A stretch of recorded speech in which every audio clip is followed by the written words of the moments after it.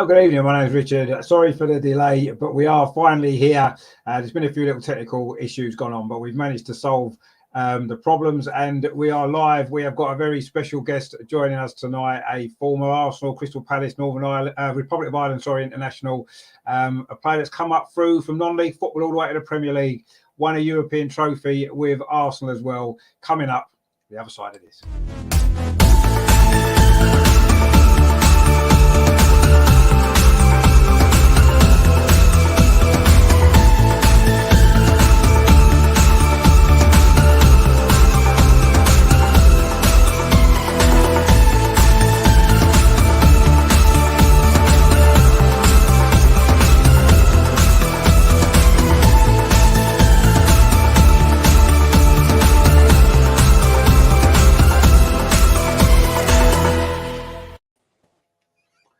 So it's an absolute pleasure to welcome to the channel, of course, Eddie Mcgoldrick. How are you tonight, Eddie? Okay. Yeah, very well, Richard. Thank you. Thanks for having me. No problem at all. Absolute pleasure to get you on the channel and obviously have a chat about your career in the wonderful world of football. Now, I want to maybe sort of start from the beginning, really. I mean, I know obviously you did play for the Republic of Ireland, as we said, but you're actually born in Islington, wasn't you? Is that right? Arsenal territory. Yeah, Blackstock Road, yeah. So were you an Arsenal fan growing up then? No, because I was born, my parents moved from Dublin to Islington in 1960. And then in 1965, my two sisters were born before me in the flat that we lived in, well, they lived in, my mum and dad lived in Blackstock Road. And then when I was born, we moved to Corby in Northamptonshire, probably like a couple of months later. Oh, right, okay. Well, we'll let you off then. I was going to say, if you grew up in Islington and you didn't support Arsenal, then there'd be a problem, but that's fine. Yeah, I was literally only a couple of months old, and my dad moved up here for work in the steelworks at the time. So, yeah. My two sisters were down there for 3 and 4 years, but, yeah, not me. But, yeah, there's still that link there. So it's ironic, really. It's only around the corner from the old Ivory, wasn't it? So. Yeah. Oh, fantastic. Now, obviously, in terms of your football career, I mean, you maybe didn't have the sort of career that many kind of footballers do these days. You started in non-league, didn't you, with Kettering? Now, did you have any sort of interest from league clubs? Was you training at league clubs when you was younger, or did you go sort of straight into non-league football?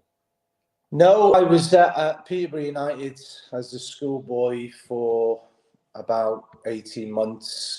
And at the time, they offered me, I don't know, you probably will remember this, Richard. There was a scheme that the government introduced called the Youth Opportunity Scheme. Yeah. Basically called a YOP. But they would only pay that money for 6 months.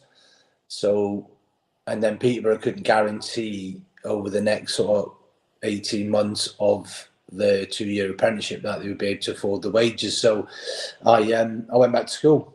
I went back to school and studied and played from there, signed for Kettering when I was 16.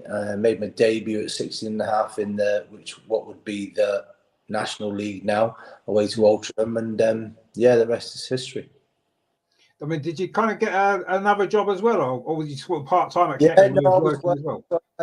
Kettering signed me as an apprentice up until I was about 18. So I would go in every day and clean the boots and sweep the stands and help the groundsman, and then train myself, do some physical stuff, and then work on my crossing and finishing and defending and just general ball work every day on my own, really. I used to set up I used to get some bricks. The groundsman used to give me some bricks and some planks of wood so I could just lay it in and bounce it off the plank and just cross it and then go on the other side and do the same. And, so just general things like that till I was about 18. And then I left Kettering when I was 19 and signed for Nuneaton Borough with Graham Carr. Graham Carr took me. And at that point, between the ages of sort of 16 and a half and 18, there was a lot of clubs that had watched me. Arsenal not being one of them, to be fair. I nearly went on a 2-week trial at Tottenham when I was about 17 and a half.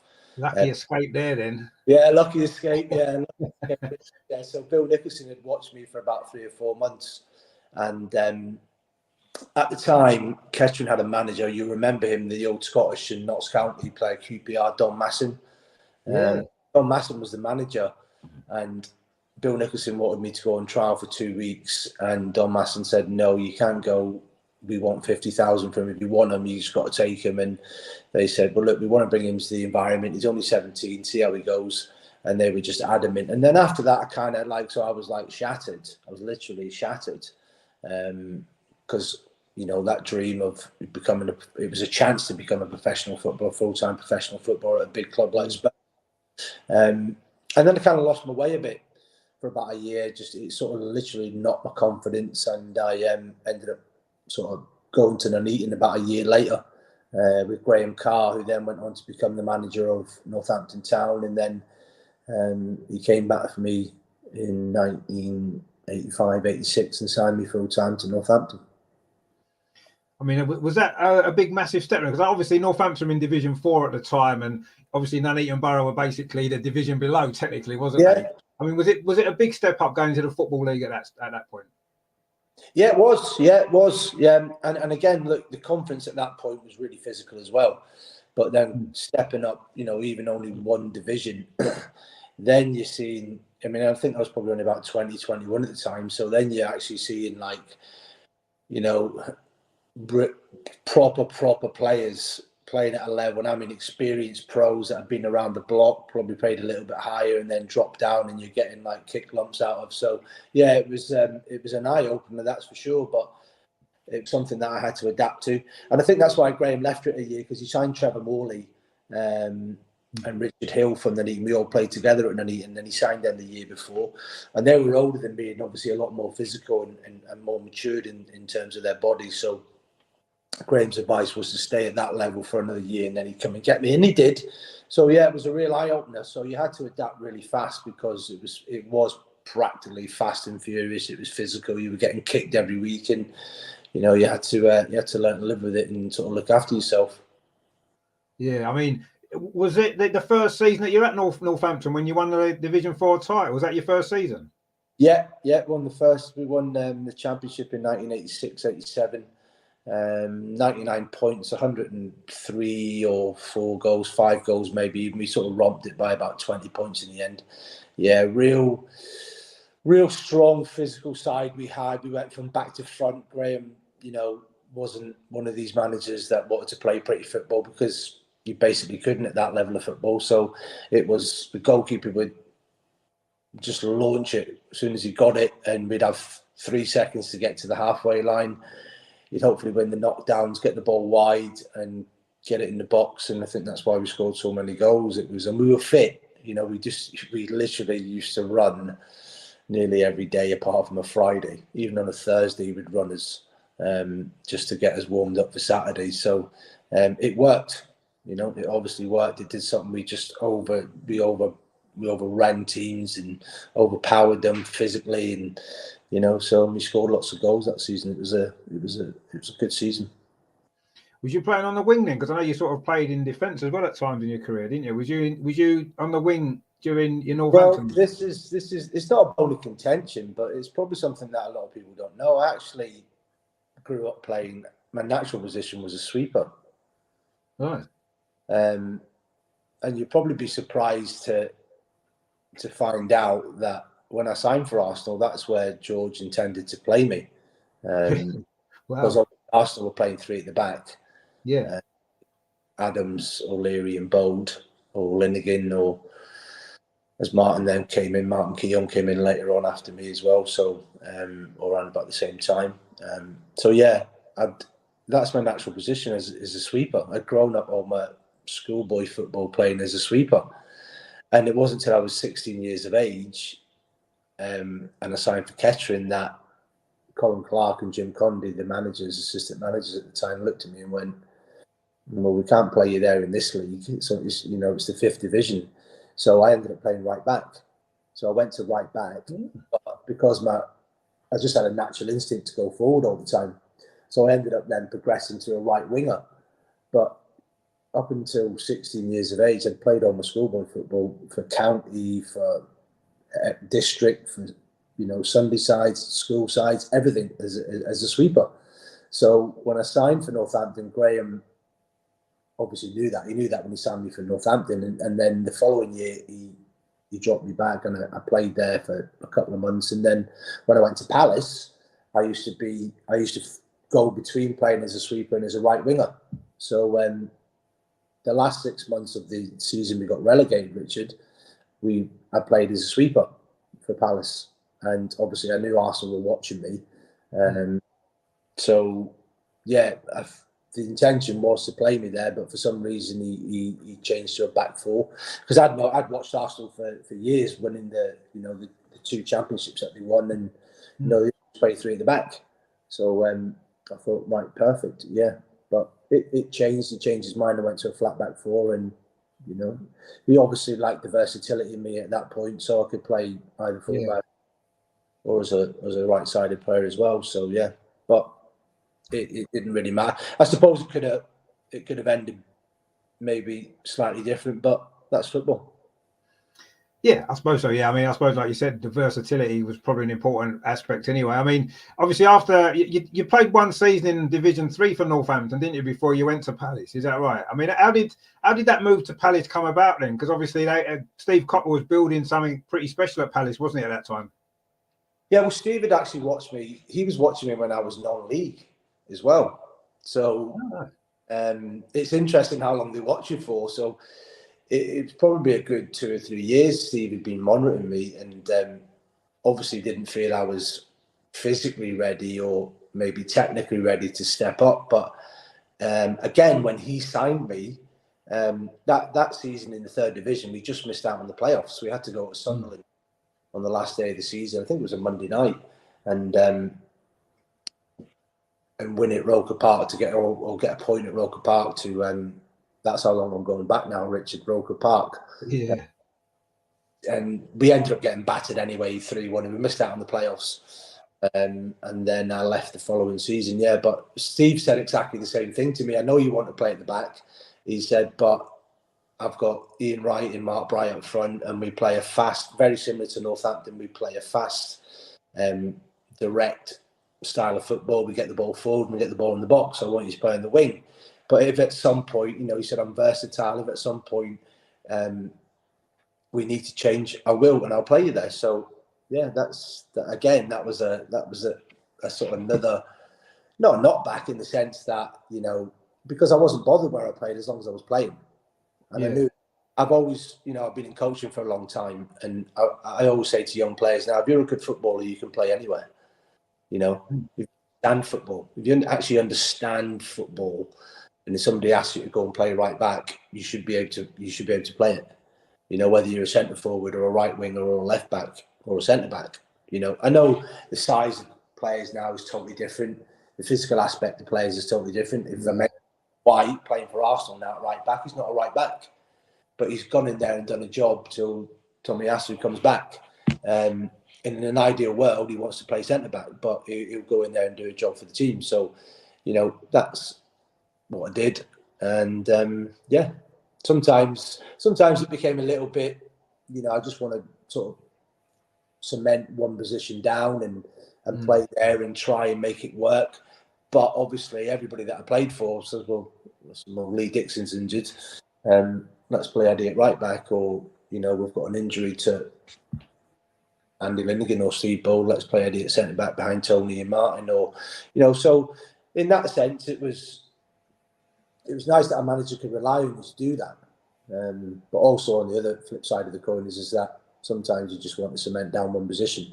But it is what it is, and I just got on with it and did my best wherever I was played. So obviously, I say your first season at Northampton, you won Division 4, and your first season at Crystal Palace, you got to the playoffs, didn't you, in Division 2, the playoff final against Blackburn? I mean, that must have been good. Yeah, well, what we'd class that as the Championship now. Yeah, so the old Division 2. When I signed for Palace in the January '89, they were languishing sort of mid-table, and I still knew. I mean, Northampton were in the 3rd division, so Palace were only sort of 1 league higher. So it was just a case of, and I could have signed for Leicester, which was right on my doorstep. David Pleat was in for me as well, and I met him and had talks with him. But he wanted an instant decision, and I had at that point, Derby were interested, Newcastle were interested, but David Pleat wanted a decision straight away. And like, I was literally like 20, 21 years of age, and Graham said to me, look, he said he needs to go away and speak to his family. He said, well, listen, if you don't give me the decision tonight, I can sign Real Fox tomorrow. So I said, well, you better sign Real Fox then. So, and Leicester's literally 20 miles from where I live, and I could have stayed in the same house. But, he said, I knew I was speaking to Steve on the and Ron Nodes on the Sunday.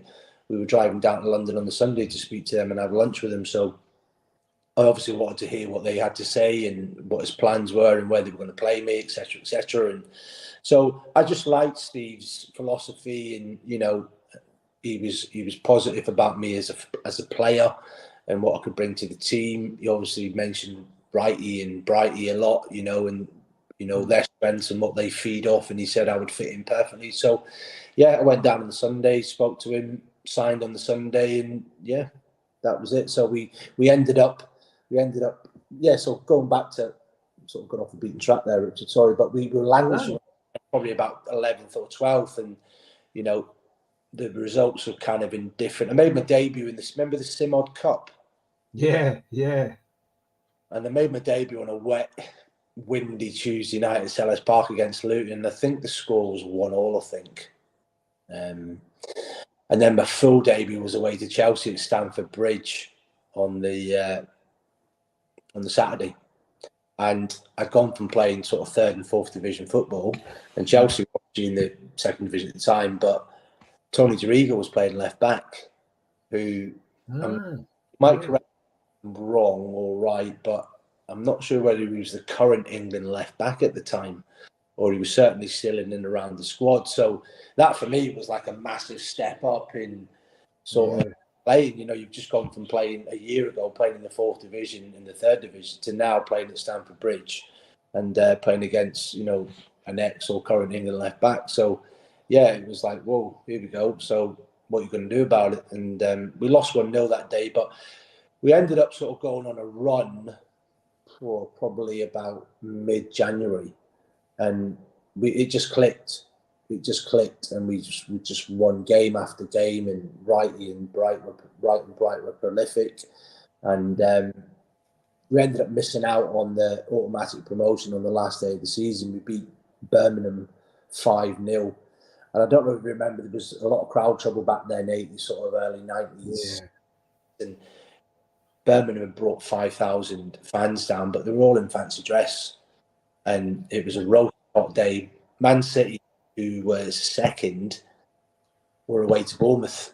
And ironically, my mate Trevor Morley, who we played together in Northampton, scored the equaliser in the 89th minute at Bournemouth to secure their promotion by a point over us. And we battered Birmingham. And if he hadn't scored that 89th minute equaliser, we'd have went up automatically. So we ended up playing Swindon in the semi-final first leg of the playoffs, and we'd done the job on them, and then had Blackburn playoff final over two. So it was over 2 legs then. It wasn't a Wenger, which I think they introduced the year after, which was an absolute nightmare, because to play at Wembley would have to been a dream, and to cap it off, so like they do now, it's that one game at the end of the season that you go, wow. So, but we went to Blackburn on again another wet Wednesday night, and we got absolutely destroyed, and I mean destroyed. We were lucky we were still in the tie. Do you remember Howard Gale that used to play for Liverpool? Yeah. He played that night. They beat us 3-1, and I scored the away goal in about the 85th minute. But we literally should have been dead and buried. Howard Gale had scored 2 goals that night, and he could have had 5 or 6 easily. They battered us. And then they went straight up the other end, and they scored to make it 3-1. But we were still in the game. And we knew, Steve said, look, let's get back on the bus. Let's get back down to London, and we'll have a day recovery tomorrow, and then we'll go again, Friday. And then Saturday, it's it. This is it. This is your 90 minutes or 120 minutes of football to propel us and you as individuals and as a team, into the 1st division. So, we scored early. Wrighty scored, and then I won a penalty in the second half, which early in the second half, and there was like, I mean, Selhurst was rammed that day. There was about 30,000 people there, which was good for Selhurst Park, and had the old terracing behind the goals, and so and we went to extra time, and I think about the 118th minute, I went down the right, skipped past the fullback, and it was just going out of play, and I just called it, I slid in, and I just whipped it in, and there was Wrighty right in the middle of the 6-yard box, planted a header into the bottom corner, and we ended up winning the game 3-0, 4-3 on aggregate. Yeah, so what a day that was. What a day. Good memories. Yeah, I mean, that's probably actually the first time I can kind of remember sort of seeing you playing, because obviously I watched that game, and I remember that moment. It was replayed a lot on the telly as well, wasn't it? A cross and Wrighty scoring that goal, and probably one of the most famous goals in Crystal Palace history, probably, isn't it? I would say. One of them. I think so, Richard. Yeah, I think so, and it gets sent to me now and again. So it's nice. It's nice and to look back, and Brian Moore, God rest his soul, was the commentator that day.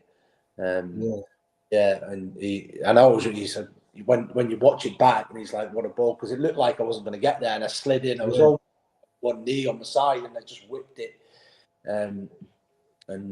Well, Steve used to always say Steve Coppell used to always say I was the best crossover ball he'd seen since Manny Couts, and so I actually said to him, "Are you serious, Manny Couts?" And he actually didn't expect me to know who he was, and I said, "What, the old German fullback?" And he was like, "Yeah," and I was like, "Wow, well, that's a compliment." So he said, "Do you actually know who?" And I said, "Of course I do." I said, "Like, I love football. Like, I mean, I grew up watching the Dutch play in '74. I mean, that I can remember the 1970 World Cup final in Munich, and some Beckenbauer, Neeskens, Muller scored the winner, and then the '74 World Cup final. I remember it all. So it's good memories. Yeah, well, I say fantastic. Yeah, and obviously that I believe. I mean, I don't know whether this is actually right, but I believe obviously by getting promoted to what was then the first division, which is obviously now the Premier League, had you not played in all 5 divisions of English football in consecutive seasons when you played in the first division that next season? Do you know what, Richard? You're the first person to ever say that to me, and I've thought about it. And you know what? You might be right. Nuneaton Borough in obviously the 5th tier, if you like, Northampton in the 4th and the 3rd, and Crystal Palace in the 2nd, and then obviously Crystal Palace again in the top division. They were in consecutive seasons, weren't they? Yeah. You're probably the only player to ever do that. I can't think of too many others that would have done it. Well, I can't either. And to be fair, I've not thought about it the way you've said it, but I've always thought that I played non-league football, and then I went from the 4th to the 3rd to the 2nd to the 1st, and then in the Premier League. So when you put it like that, it actually might be a trivia question that might have to get thrown out there, to be fair. You should be in the Guinness Book of Records for that, maybe. The only player to play consecutive seasons. Yeah, I don't know if it would work, how it worked, because obviously I spent sort of like, if you're talking about consecutive years, maybe I'm not quite sure. I might have to get the old scrapbooks out that my mum done for me and have a little look. Yeah, well, I mean, either way, I mean, it was still a very quick progression, wasn't it, from non-league football into the top tier of English football? It was a very, very quick kind of transition for you, wasn't it? Crazy, literally crazy. And it's sort of like the dream, isn't it? Every kid has when you start playing football. There'll be a load of young lads playing in non-league football now, probably 16, 17, 18 years old. That's their dream, isn't it, to play in the Premier League? And you kind of lived that, and you did it all in about 5 years, 5 seasons in a row. Just amazing, really. Yeah. It's absolutely that. It's mental, to be fair, but I had, because I'd kind of suffered rejection. It just instilled an attitude and a dedication into me that, when I was sort of like 12, 13, sort of 14, all my friends that I was playing with sort of locally here in Corby were getting signed by clubs, and I wasn't. So it just made me stronger. It just made me more determined to, when I got my opportunity, to make it count. And I just literally, and then when you sort of like get to sort of 16, 17, Richard, you discover everything else. You know, you're becoming a young man, and my mates would be like, all right, we're going out on Friday night. You know, you come in. I'd say, no, I've got a game tomorrow. Oh yeah, you'll be all right, but you're young. You'll be fine. I said, no, I'm not playing, you know, park football. I'm not playing combination football over the park. You know, with dog shit everywhere on a Saturday afternoon, and you know, I'm playing non-league football at the highest level. So I never let myself get involved in that. And in every level that I got to, I just pushed myself even harder. And listen, don't get me wrong.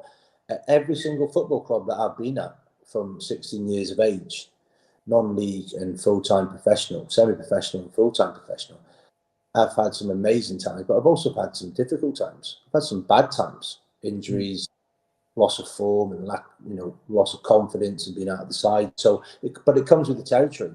But I was always determined, you know, to put things right, you know, and I was always determined. And every level that I got to, I used to always say to me, right, what's the next level? What's the next level in your progression? Where do you want to go to now? So I would work harder than everybody else. I would run harder than everybody else. I would train harder. I would stay behind and do more than everybody else, because it was just in me. It was like, because I'd suffered that rejection, and then that sort of period that I had at Ketchum where I mentioned the Spurs thing, that like literally could have, like, I could have come off the tracks completely. I could have lost my way completely. I had a great support network around me and my family, and you know, my parents would look, you know, just hang in there, you know, keep working hard and you'll get your opportunities. So yeah, it's, you know, and I say to young players now, you know, through coaching, the easy part's getting there. You know, the hardest part is staying there and then going that little further, you know. And in the modern world that we live in now, and you can't blame the kids, because you see the trappings on television, they see the trappings on social media, and they think, right, I want that, but they don't particularly want to work hard for that, Richard. So, and that's the stumbling block for a lot of players, for a lot of young players. Yeah, exactly. And I think maybe, you know, because it's, you know, especially these days, it's even more unusual. I know you've got Jamie Vardy, who played non-league football and has come up through to the Premier League, but it's quite unusual these days. And I mean, even back when you played, it wasn't that common for players to take that route into top level football, was it? Most kids got taken on as a young player at a league club and worked their way through, didn't they? They either made it at a top club or maybe they dropped down into the second, third division, you know. So even at that point, you know, it was still quite rare for someone to do the journey that you took into football. And I think that's such a important story, like you said, especially with young players these days. It looks like, you know, being a Premier League footballer, the money that they earn and the lifestyle and all that kind of stuff. But to have experienced the complete other side of that is, I think sometimes that's what these kids need, to appreciate exactly what it means to be at a club like Arsenal or Crystal Palace in the Premier League. Because it's not an easy journey to get to, is it? Or it shouldn't be an easy journey. And you know, it's great when you hear stories like your career. That is, because that's what it's all about. Because that's what we all dream of, isn't it? You know, when I was 16, 17, that was the dream for me. You know, I knew I wasn't good enough at that point to have played for Arsenal or anybody like that. But to play non-league football, everybody could possibly do that if you enjoy playing football and you work at it. And then it's a stepping stone forward, isn't it? And look what can happen. Yeah, very much so. And I think, you know, Graham Carr, my sort of first manager at Northampton, he'd obviously experienced non-league football by managing in it, and then got the opportunity to manage, take the Northampton Town job. But he swears by, you know, non-league football. You know, he's still involved with Northampton now, and he's been the chief scout at Newcastle, at Manchester City, at Coventry, at Tottenham, you know, since he finished managing himself. So he knows, and he still to this day would look at non-league football. He'd still look at non-league football and think that, you know, I like him. He can maybe do a job for us. And Steve and Ron Nodes probably used to do 1,000 miles a week looking at non-league players. Jeff Thomas was playing for Crewe. John Pemberton was playing for somebody else. I think he was at Crewe as well. You know, David Platt started at Crewe. So they were always looking for lower league players. And obviously Ian Wright as well. Of course, he was at Greenwich Borough, wasn't he? So, and Wright never got his opportunity. To Steve discovered him at Greenwich Borough, 20 years of age. So they had a history of looking down the leagues, and and picking up players cheaply and then, getting them into their teams and turning them into the players that they was. Wrighty went on to play for England. Jeff went on to play for the Republic of Ireland. So, it can work. And to this day, I still believe there's some fantastic young players in non-league. They just need a break. They just need an opportunity to come their way. But when they get it, they've got to grasp it and not think that, I've made it now. Jamie Vardy's career, he's worked tirelessly. He's worked really hard. He's come from the same system that I did. But look at, and the riches are totally different now to when I was playing and when we were playing those names that I speak about. But, fair play to him. So it's achievable. But you've got to put your mind to it, and you've got to work hard and dedicate yourself to a career that sometimes can be cruel to you. Exactly, yeah, and I mean, it's proof that it can happen as well. I think a lot of people maybe think, I'm playing non-league, I'm never going to make it, but there's proof out there. Your story, Jamie Vardy, that you can achieve it if you work hard and you want it badly enough, I suppose. And it's possible, isn't it? Because it gives people hope that it could happen to them if they've got the right mindset for it and really work. We've got a few comments in the chat there. Gunnar for Life says, good evening, Richard and Super Eddie. Zoe says, I was a massive Eddie fan at the Cobblers. A dream come true when he joined Arsenal. That's great. Melvin says, hi, everyone. Neil says, so nice of Eddie to come on. Indeed, it is. Zoe again, she says, I went to every home game this season. Northampton Town won that fantastic title, man. There you go. So she saw you played for Northampton all those years ago, which is great. It's really good. And Jay says, just mentioned to my dad about this stream, and he mentioned playing against you back when you lived in Corby, and then right on cue, you just mentioned about that as well. So that's pretty. That's nice. That's nice. Yeah. No, it's great stuff. It's great. Those Northampton Town fans, that was a season that they still talk about. It was a hell of a side. I mean, if you go back to 1986, 87, Richard, we were getting gates. I mean, we actually played at the football ground we shared with the cricket ground, Northants. Yeah, County. Right, yeah. Right. Sixfields, wasn't it? Was it Sixfields? No, it was the county ground, right? They're at Sixfields now. Of course it was, yeah. The football ground literally had 3 sides to it, okay? And before, we started to really get into, there used to just be a rope, be 2 dugouts sitting on the other side, and you could literally see the cricket pitch behind us. And wow. The county cricket stands and a rope, and the ball would if the ball went out of play on that side, you'd have to jump over the rope onto the cricket square and go and get it. And then more success that came, and we started really finding a bit of momentum and playing well, and we were thumping everybody. And they used to bring in these trucks, these trailers that have sides on them, and they put portable seating in it. And then all of a sudden, all these trailers would be put down the other side, and we were getting gates of 14,000 back in 1986. So I mean that's a lot of people. That's a lot of people to squeeze into a tiny little ground like that. So yeah, they were great days. They were literally great days and very fond. And it's lovely that people still remember those. And Northampton Town fans, I'm obviously on social media. I speak to and I get a lot of comments from them, and they always say that was probably one of the greatest teams they've ever had. So. And I probably agree. So, yeah, good times. No, it must have been, yeah. So a totally different era and a different kind of football and stuff, but great memories, as you say. I mean, obviously, at Crystal Palace, of course, you got into the first division. And I know you were injured, but obviously Palace reached a cup final, didn't they, that season, 1990, against Manchester United. I mean, I know you wasn't in the team, but did you travel with the team to Wembley, or was you sort of left behind? No. I travelled with the team. And listen, I look back, and that's what I said to you earlier on. I've had at every football club that I've been at, including Arsenal, I've had good times and bad times. But that still hurts me. That literally today, people say to me, "Did you play in the cup final against United?" And they can see that. I mean, you can probably tell by looking at me now, my face, and even talking about it.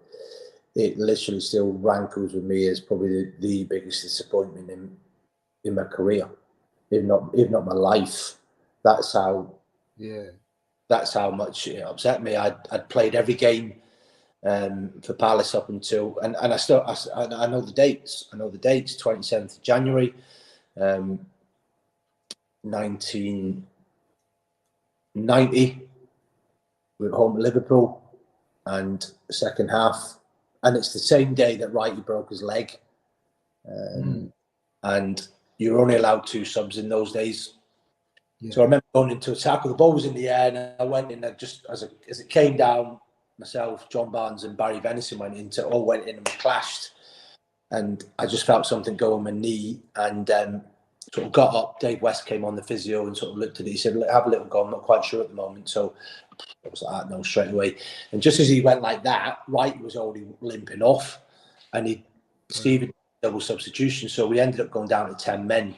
So I literally had a bucket handle tear of my right cartilage, and got operated on the Tuesday, and never played again that season. But probably 2 weeks before the cup final. So I missed the FA Cup semi-final. I was in rehab up in Lilleshall. Couldn't bring myself to go. I was asked to go. Couldn't bring myself to go. I watched it. I actually watched it in the Irish Centre in Corby. Wow, but that was fun. And it was deflating. Although I was pleased that we got there, and then it kind of obviously going through that self-pity, and you're like, right, now you've got something to aim for. Now you've got something to have a go at. So I remember going back to Lilleshall on the Monday where we were doing the rehab, and Steve rang me and said, "Look," and I missed every round, Richard, of the FA Cup. I missed every round. He said, "If you get yourself fit," he said, "and you're right," he said, "you'll be in the squad. I can't promise you that you'll play, but if you prove to me that," he said, and I thought, right, that gave me something to hang on to. So I had that little carrot there. And if I'm perfectly honest, you know, it might have been different if the facilities were like they are now. So I came back to Mitcham where we trained, and the pitch was like that. And every time I went out to train, I'd come in and my knee would just be like that again, just full of fluid. And "You all right?" "Yeah, I'm good, James." And I was just like going through the pain. And I kind of convinced myself that. So I travelled with the squad, and we went up to London on the Thursday night, and I can't remember where we went. We had a night out and a bite to eat, and he let us have a couple of beers. And then Friday we trained, and then obviously got into that cup final mode. And, you know, I'd grown up as a kid, Richard, like every other kid, watching cup finals. Yeah. Saturday mornings you'd be out. Lunchtime, your mum would call you in. Lunch is ready, and then you put on St. Greavesy or you put on Football Focus. Yeah. Watch up, and the boy, all the teams, whoever it was, getting on the bus from the hotel and travelling down Wembley Way. So then, and always dreamed that, you know, oh God, I hope one day that happens to me. Then for it to come along and then not to be fit when I'd played every game, it might not have been so bad if I'd been in and out of the Palace team, but to actually be involved and play every game up to that point when I got injured was literally heartbreaking. So I kind of knew, and at that point again, it was only 2 subs. So yeah, 2 players down that had been, and he was obviously right. He was going to be sub. He was touch and go whether he was going to make it, and he had to be on the bench. And then there was only one other, so he wasn't going to let that person down that had probably sat on the bench for the previous sort of 5 or 6 games up until that point. So I always remember coming out of breakfast and I see him get up and follow me out to the lift, and he said to me, "Ed, look," he said, "you know," and he explained it, but like I literally went up to my hotel room and I cried, and I rang my missus and I rang my mum and dad, and they were all coming to the game. So I was like, I'm not even, but I expected it, but it's still heartbreaking, and even to this day, it hurts. It hurts. Well, I mean, you still got closer than most people do to playing in the cup final, so you know, maybe look at it like that, you know. So, but yeah, I mean, it must have been a big disappointment, obviously, because, like you said, that, you know, everyone dreams of that, don't they? Playing at Wembley in a cup final. I mean, you did play. Was it the following season? Was it the Simor Cup or something, or the Full Members Cup or something? You played in the final of that, though, didn't you? I know it's not the same. It was called the Zenith Data. That's it. It's Zenith Data. Yeah. I don't know where they made these names up from, but no. just, I mean, and you look back now and you wouldn't. they wouldn't even entertain it in this day and age. You know what I mean? It was just, when I look back now at it, it was a meaningless cup. But not at the time it wasn't. But now, wow, do you know what I mean? But it was a great day. Yeah, we beat Everton 4-1, and so I got my Wembley appearance, and but it doesn't appease anything that I feel even to this day. It's just, I'm over it, but it's when people bring it up. Oh, did you play in the cup final 90 against United? And I go, right, can we talk about something else? Yeah, no, I can imagine. Yeah, but listen, that's what I'm talking about, Richard. That's what I'm talking about in football. Listen, that's just football. People suffer bigger disappointments than I ever did in my career, in life in general. So, you know, while it hurts, until it's brought up, you know, it's fine. You know, it's not a big deal, because there's a lot more bad things going on in the world than me not playing in a cup final. So, not to worry about that. And of course, you did bounce back from that, because was it the season after you got Crystal Palace Player of the Year as well, didn't you? Yeah, so I bounced back. Yeah, so, and that's what I'm talking about. I'm going back to what I sort of said previous. You know, I'd had a setback, and it's funny because I trained all that summer after the cup final. I never had a holiday. I trained and I trained and I trained, and you know, I worked on my knee and strengthening that, and my upper body and my fitness, and I got back into pre-season, and then literally the day before, and I don't know whether it was sort of like a kick up the backside that Steve was trying to give me, but it didn't work. And he called me into the office the day before. We were away to Luton, and he called me into the office and he said, "How are you feeling?" I said, "Yeah, I'm good. Yeah, I'm good. Yeah, looking forward to tomorrow."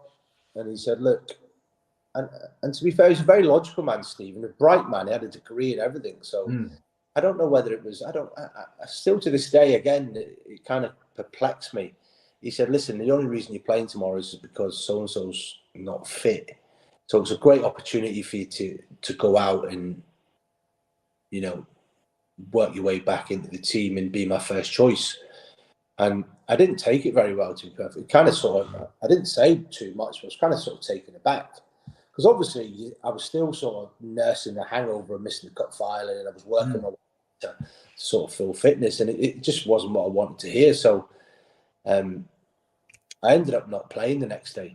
I actually said to him, "Look, what you said to me yesterday is just literally blown my mind." And like, now I'm thinking, right, if I go out and make a mistake, it's just, you know, so it'd be far easier if you play somebody else.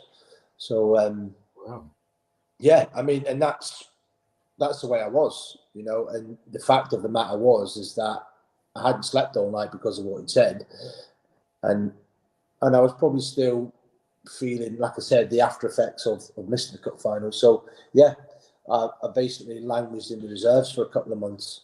So he just stuck me in the reserves and went, right, we'll see what you're made of now. So yeah, I think that following season, like you said there, mentioning, I had to snap out of it, because my career was only going one way at that point, and it wasn't up. So I had to get back to the player that he'd watched for so many years and signed, and that's what I did. And yeah, and went on to win the Player of the Year, won lots of sort of supporters and different branches, but to win the main Player of the Year, 91, 92 was was just reward for the hard work. But yeah, maybe that kick up the backside that you said I needed, you know, was what I needed. I just, you know, and if you ask any player, Richard, or there's always a little bit of self-pity in there, because sometimes you think you're better than what you are, you know, and you get a little bit complacent, and possibly I've become a little bit complacent. I don't think I had, because I'd suffered, you know, some heartbreak. So that willingness and determination to work even harder to get back to, and I'd done that. If I'd sort of just breezed my way through pre-season and walked in and not done nothing, I'd have probably expected it. But yeah, but again, it's a road or an obstacle or a hurdle that you have to overcome. in your profession to get to where you want to go. So yeah, 91, 92 was a recognition of how far I'd come and how much I'd worked to get to that point where I was, voted the player of the season in that year. And I mean, obviously during that period as well, I mean, Crystal Palace finished in their highest ever finished position, didn't they? Third place in the first division. I mean, a record for the club. I mean, you was part of that team, obviously, with Ian Wright, obviously, which we love, of course. And that, do you think that's probably the greatest Crystal Palace team of all time? It's certainly getting to the cup final, finishing third in the first division. I mean, they were great times, wasn't they, at Crystal Palace? Which maybe about to return soon. I don't know, but you've got to think that's probably the greatest Crystal Palace team ever, really. Yeah, and then you had some Gobblers fans on there, sort of making some comments about that team that I played in. And again, Palace fans are the same. That team, sort of 91, 92, that early 90s, it was finished third. Wow, I mean, we were competing with Arsenal and Liverpool, and and we were knocking on the door and giving them games. So yeah, it was. People still look back at that team as probably one of the best. But varying ages from down the years. Some would say that the Vince Hilaire team with the Kenny Sampson and Hincher Wood and Cannon and would have been a better team. But I think so. I mean, that was a very, very strong side with pace and power and goals and hungry players. Yeah, Relatively young squad that Steve was building. So proper team, and still sort of mentioned highly with regard to Palace fans. Yeah, no, exactly. And of course it was quite a year or so later, wasn't it, when you got the move to Arsenal, which obviously is what we was excited about. I mean, did you know sort of early on that Arsenal were interested, or did it come about quite quickly at the end? Because Palace got relegated, didn't they, in the end? And it was after that season, wasn't it? Yeah, we got relegated at Highbury, Richard. Yeah, that's right. Last day of the season, and we went down on goal difference. Right, he scored. Right, he scored, didn't he, in that game as well? He didn't really endure himself to all the Palace fans. No, he didn't. No, I remember that. And he'd moved on, and rightly so. And his focus in life was Arsenal now, and rightly so. And he was banging goals in left, right, and centre. So, but it was a funny thing how it come about. We went down literally on goal difference to Oldham. I mean, the week before we were 7 points clear, and that week leading up to it, I think Oldham went to Villa on the Sunday and won, and Villa were going for the title with Man United. So, cut a long story short, down. We drew with Man City in the week. They beat Liverpool. They beat Villa, Liverpool, and then had to beat Southampton on the Saturday. So we go down, and obviously you're gutted about getting relegated. So it didn't really happen straight away, to be perfectly honest. Didn't really hear too much. Obviously, was concerned about playing in the Championship. I had the World Cup coming up as well with the Republic of Ireland. So Steve resigned literally a week later, probably 2 or 3 days later. Alan Smith was put in charge, who was his assistant at the time. So I had a meeting with Alan, went to his house, and we had a beer, and he said, "Look, what's your plans?" And I said, "Well, I've not got any at the moment." I said, "But obviously I'm concerned about playing in the Championship and with the World Cup coming up." And I went away with Ireland. Spoke to Wrighty before I went, and he said, George Graham's rang me and said that would I be interested in going to Arsenal? And I said, well, obviously, I'd love to speak to him about it.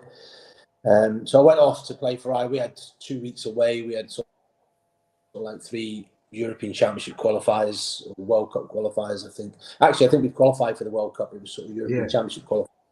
And no, it wasn't. It was World Cup qualifiers, because we actually ended up playing. Did we? No, we didn't. I've got that one wrong. It was European champion. So I'm literally in a hotel in Monaghan, up in the sticks, in Southern Ireland, right at the top before Northern Ireland, and gets a phone call on the Saturday morning to my room from Jack Charlton. Says, "Can you pop down and see me?" So I went down. He said, "You need to go home." He said, "George Graham's just been on the phone, and wants you to fly back to England to go and speak to them next week.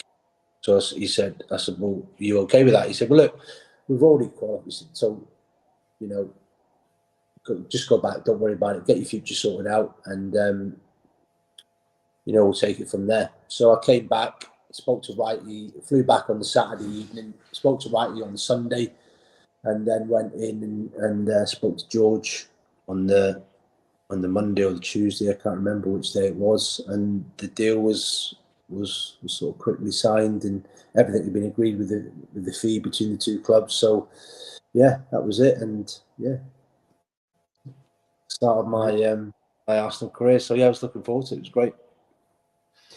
I mean, obviously, at that time, Arsenal had won 2 cup finals the season before, won the league title a couple of years before that. It was, you know, it was a very successful Arsenal team that you were coming into, and obviously George had been a fantastic manager for us. I mean, he had a bit of a reputation, didn't he, for being maybe a strict disciplinarian and all this kind of stuff. But there seemed to be a few indisciplined areas inside the club, the Tuesday club and all that kind of stuff. I mean, what was it like coming into Arsenal at that time? Obviously, Wrighty was already there, who you knew from Palace. I mean, what was it like coming into that change room with guys like Tony Adams and, you know, obviously Wrighty and all those other guys, Paul Merson and stuff like that? It must have been fantastic, mustn't it? Yeah, well, like, you know, I'd obviously, when you're a footballer, you watch football. So, and they had, that's where they won the double in the cups the season before. I remember being a Palace player and coming home from a restaurant on a Friday night when they beat Liverpool in 1989 and watching, you know, that climax to that game at Anfield. So it was amazing. And then I'll go on and win it again in 91. So it was the perfect stepping stone for me. I felt I was ready. And it's funny because you go from being, without being sounding big-headed or disrespectful to any of the teammates that I played with, but you go from probably being one of the biggest fish in the pool to now going to the Arsenal and becoming now just a little tiddler once again. And you've got to start all over again, Richard.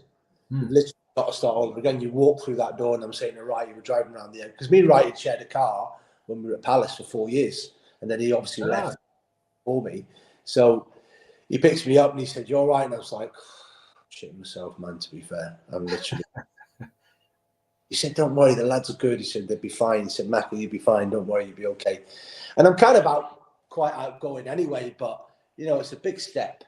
Yeah. And we sort of got round to St Albans and I kind of sort of walked in behind him and literally from Gary Lewin right through, Tony came out of the door. He said, "Eddie, how you doing?" Give me a big hug, Merce, everybody, Kevin Campbell, the whole, you know, everybody, Boldy, straight in, bang, done. Welcome to the club. You'll love it here. George was like, Eddie, you'll be fine. Don't worry about it. Don't worry about it. So, yeah, great, brilliant, yeah. And that was the start. So I've got to start all over again. Now I've got to prove myself to the manager, to the fans, to the players. You know, and listen, I've got to get in the team first. I've got to get in that team and you know, stamp my authority on it and try and stay in it. And, you know, and if you look at the wealth of talent, you know, Ray was only a young lad. He had Anders at the club. He had Merce playing on the wing. You know, Kevin Campbell could play out there, Smudger and Wrighty up front. You know, Paul Davis, JJ, and the back four. Well, obviously the back four spoke for themselves, didn't they? So, yeah, it was just exciting times, and I was, you know, yeah, I was looking forward to it and raring to go. I mean, your first game was was at Wembley, wasn't it? In the Community Shield against Man United. Yeah, I came on the sub in that. Yeah, came on the sub, and I think we lost on penalties. Yeah. So I can't remember the score in the end, but yeah, a nice introduction. 100,000 against United in the Community Shield. So yeah, it's good start. Yeah, enjoyed it. And then the following week we had Coventry at home. So yeah, you that score. Yeah, we don't want to talk about that one, do we? In battering 3-0, yeah. So came on for the last, 30 minutes. And then, yeah, Monday Night Football. game at Tottenham against Spurs. Yeah, so my full debut was on the Monday Night Football. Yeah. Against Tottenham at White Hart Lane.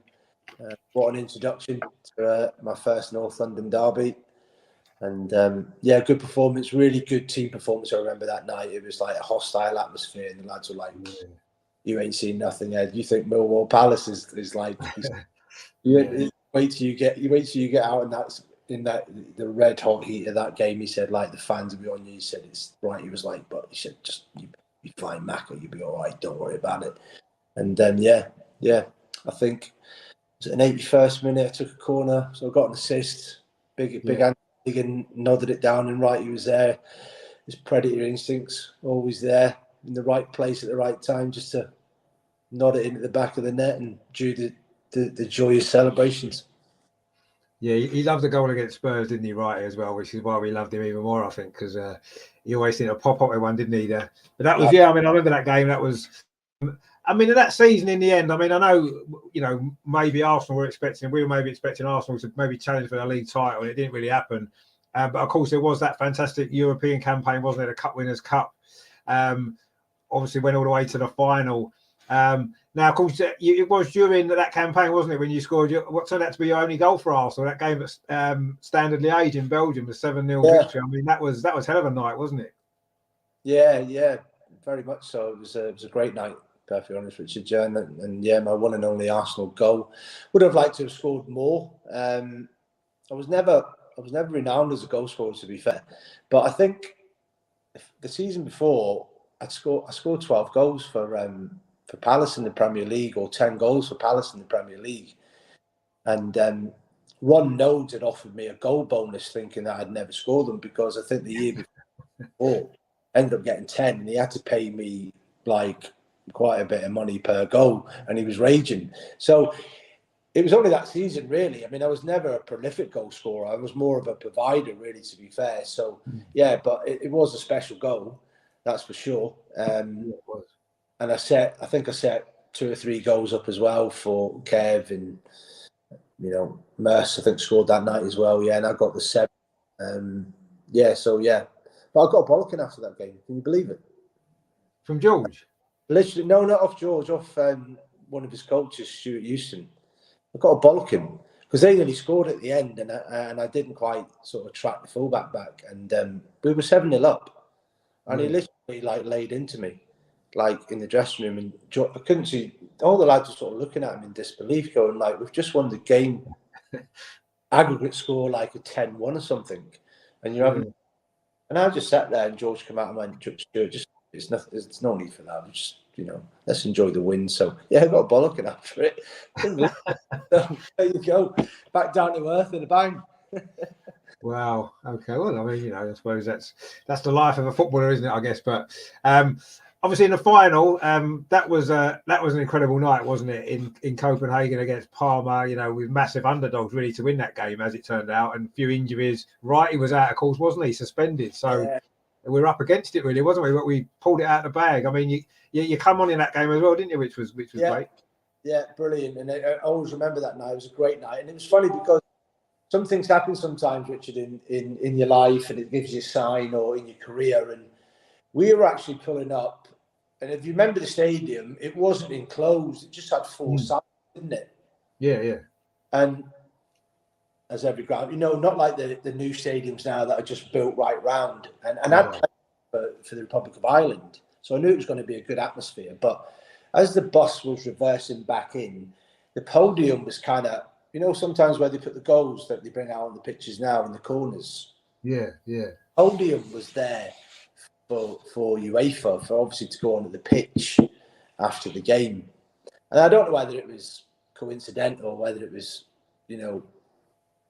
UEFA being their normal, or Parma will beat Arsenal rooting for the big team, but their name was on it as the winners. And then we were like, really? It was kind of mentioned, and we were like, oh, wow. Well, that kind of sort of got our backs up straight away. Yeah. So we thought, right, well, we'll show this lot. So, and that's what we did. Great finish from Smudger. And they were the favourites, like you said. They had a good team, didn't they? Espria and Brolin. Yeah, but that shocked a few. But we knew that, we knew that if we played the way we could play and we were disciplined, and that 1-0 to the Arsenal rang out loud and clear after the game. So yeah, great celebration. So yeah, brilliant to be part of it. And it was funny because obviously when you go to a new club, you've got to do your introductory song or whatever. And I'd kind of always like swerved it, to be perfectly honest. And it got brought up. We were in having a beer after the game, and I think it was right. Mer said Macca hasn't done his song, like. So I was like, oh, come on, let's just celebrate, like, let's forget. But don't worry about me. Well, I actually off, and I was like, I didn't even sing, and I don't remember George in those old dugouts at Highbury. He used to put his hands to his mouth like that and bellow out, right? And you see it now, and he had a great line. The lads used to really mimic him and say, so Tony, tell Lee, to tell Nigel, to tell Merce, to tell Righty, to tell Eddie to make some runs. So I stood on the table, we were all in there having a drink, and that's what I said, and the lads were like, loved it, cracking on. He's just looking at me, he was like, that to me, yeah, nice one, good one, okay, get down, enjoy your beer, move on. Yeah. So yeah, it was great. It was a brilliant night, and then obviously we got back and we celebrated on the Sunday at the town hall as well. Yeah, magnificent. Yeah. So yeah, it was fantastic to be part of, and to win a major honour in your first year. Yeah, stuff that dreams are made of, Rich. And we haven't won a European trophy since either. So you're still part of that last European trophy winning Arsenal team. So that's a good thing to have as well, isn't it? And listen, regardless of what anybody thinks, nobody can ever take that away from me. No. Nobody. It was probably, apart from my kids being born, it was the greatest, certainly in my career. Along with promotion and championship winning, but like playing for your country as well, it's right up there. And I know opinion was divided over my time at Arsenal, but when you play for Arsenal, you get one opportunity, and if I'm perfectly honest, it didn't work out the way I wanted it to work out, but I'm part of the history, and nobody can ever take that away from me. So yeah, it's if you think about it, all the great players that played for Arsenal since then, you've had Thierry Henry, Dennis Bergkamp, never won a European trophy with Arsenal. You've got a European medal that they never got with Arsenal. So there you go. So I've got two actually, Rich. We obviously year after to the Spurs players 45-yard lob over David, which we won't mention. So I know we don't want to talk about that one. So obviously the winners one is pride of place, and that's in my museum as well. So along with everything else, but brilliant, absolutely brilliant times. I mean, you kind of had a lucky first season. At Northampton, you won the league in your first season. Crystal Palace, you got promoted in your first season. Arsenal, you won the Winners' Cup in your first season. It seems like you had quite a early impact at every club that you really, didn't you, in terms of success, really, which is unusual as well, probably, isn't it? Well, maybe. I mean, listen. I mean, that team, that squad of players that George had, move people on, and your time evolves, and you've got to move on. That's just football. But they were serial winners. They were competitors, and to be part of that, be part of that mentality, and you see the mentality that they had. People like Tony Goldie at the back, and Dixon and Winterburn. It was a mentality that they instilled in you as well, And I was lucky enough to play with some fantastic centre. I mean, I would already be playing with Paul McGrath and Kevin Moran and David O'Leary for Ireland, and Andy Thorne and Eric Young for Palace, who were like big old-fashioned centre halves. But yeah, kind of takes it to a different level, because all five of them was Andy Linnigan and Martin Keown came in, all competing for places. So yeah, they all had that bit of steel about them, that well, this is what we do, this is how we do it, and you've got to buy into that. And so it was very structured, the team, and very disciplined. Like probably seen a little bit more forwards would have, but you know, that 1-0, we should have scored more goals than we did, really, sometimes. And I think we did. But yeah, that was sort of became famous, didn't it? That year, that 1-0 to the Arsenal, where you sort of hung on to games, and because of the way we defended as a team, and not just with that unit there, that obviously they were the foundation and the backbone of it, but you know, the whole team very much. I wouldn't say he was defensive minded. He's probably one of the best coaches I've ever worked under, Richard. But we spent a lot of time on defending as a team, so we didn't get broke down. So it obviously paid off. Yeah, well, it definitely paid off in that season, in that competition. Stephen says in the chat, he said it was a great night, Eddie. You're a legend and a European winner, indeed. Yeah, that's exactly what it was. Loki says I was there, £180, including flight and fights. He said, well, yeah, it was an interesting night, definitely. We've got a comment here from Delboy Gunner TV. He says, how did Big Jack give you a call up to the Irish setup? Because obviously it had been a couple of years before that, wasn't it, when you made your debut for Ireland? Yeah, and not a lot of people know this, by the way, but I actually could have played for England. Obviously because I was born in England, but my parents are from Dublin, and I'd always wanted to play for Ireland. And I got called up to play for England before I did Ireland. Did you? And not a lot of people know that. Yeah, Graham Taylor called me up into his squad, before Jack did. And Steve Coppell called me into his office. And I kind of knew that I wasn't aware England were watching me, but I knew Ireland were watching me. I knew Jack had been to games, and when we'd gone up north, played Newcastle, whatever, or Sunderland or Liverpool, wherever it was, I knew that he was sending people to watch me. So I knew that interest was there. And so Steve was like, and I'm thinking, right, this is it. So he said, right, you've got a call up. And I was like, yes. Like this.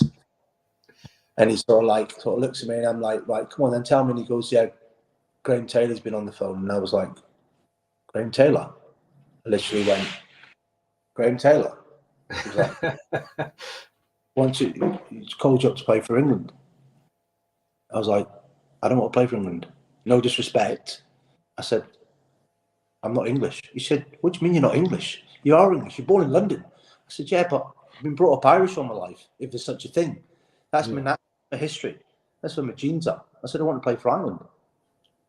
And he just looked at me and went, are you serious? So you like saying no? And I said, yeah, I'm saying no.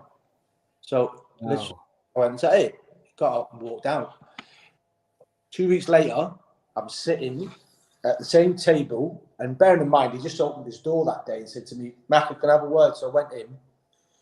He came out that day, and he walked over with an A4 size bit of paper and put it down in front of me. It was a fax telling me that I'd been called up to play for the Republic of Ireland. He went, there you go, got what you wanted. There was no big speech, no calling me into the office, and he weren't very happy, to be fair.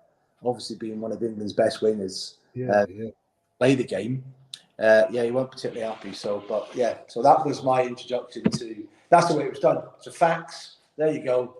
Get on with it, and that was it. Wow. I mean, what was it like playing under Jack then? Because obviously he had a lot of success, didn't he, with that Irish team for a few years? Obviously, he went to the World Cup as well in '94. I mean, what was that whole experience like? It looked like it would have been quite a fun time.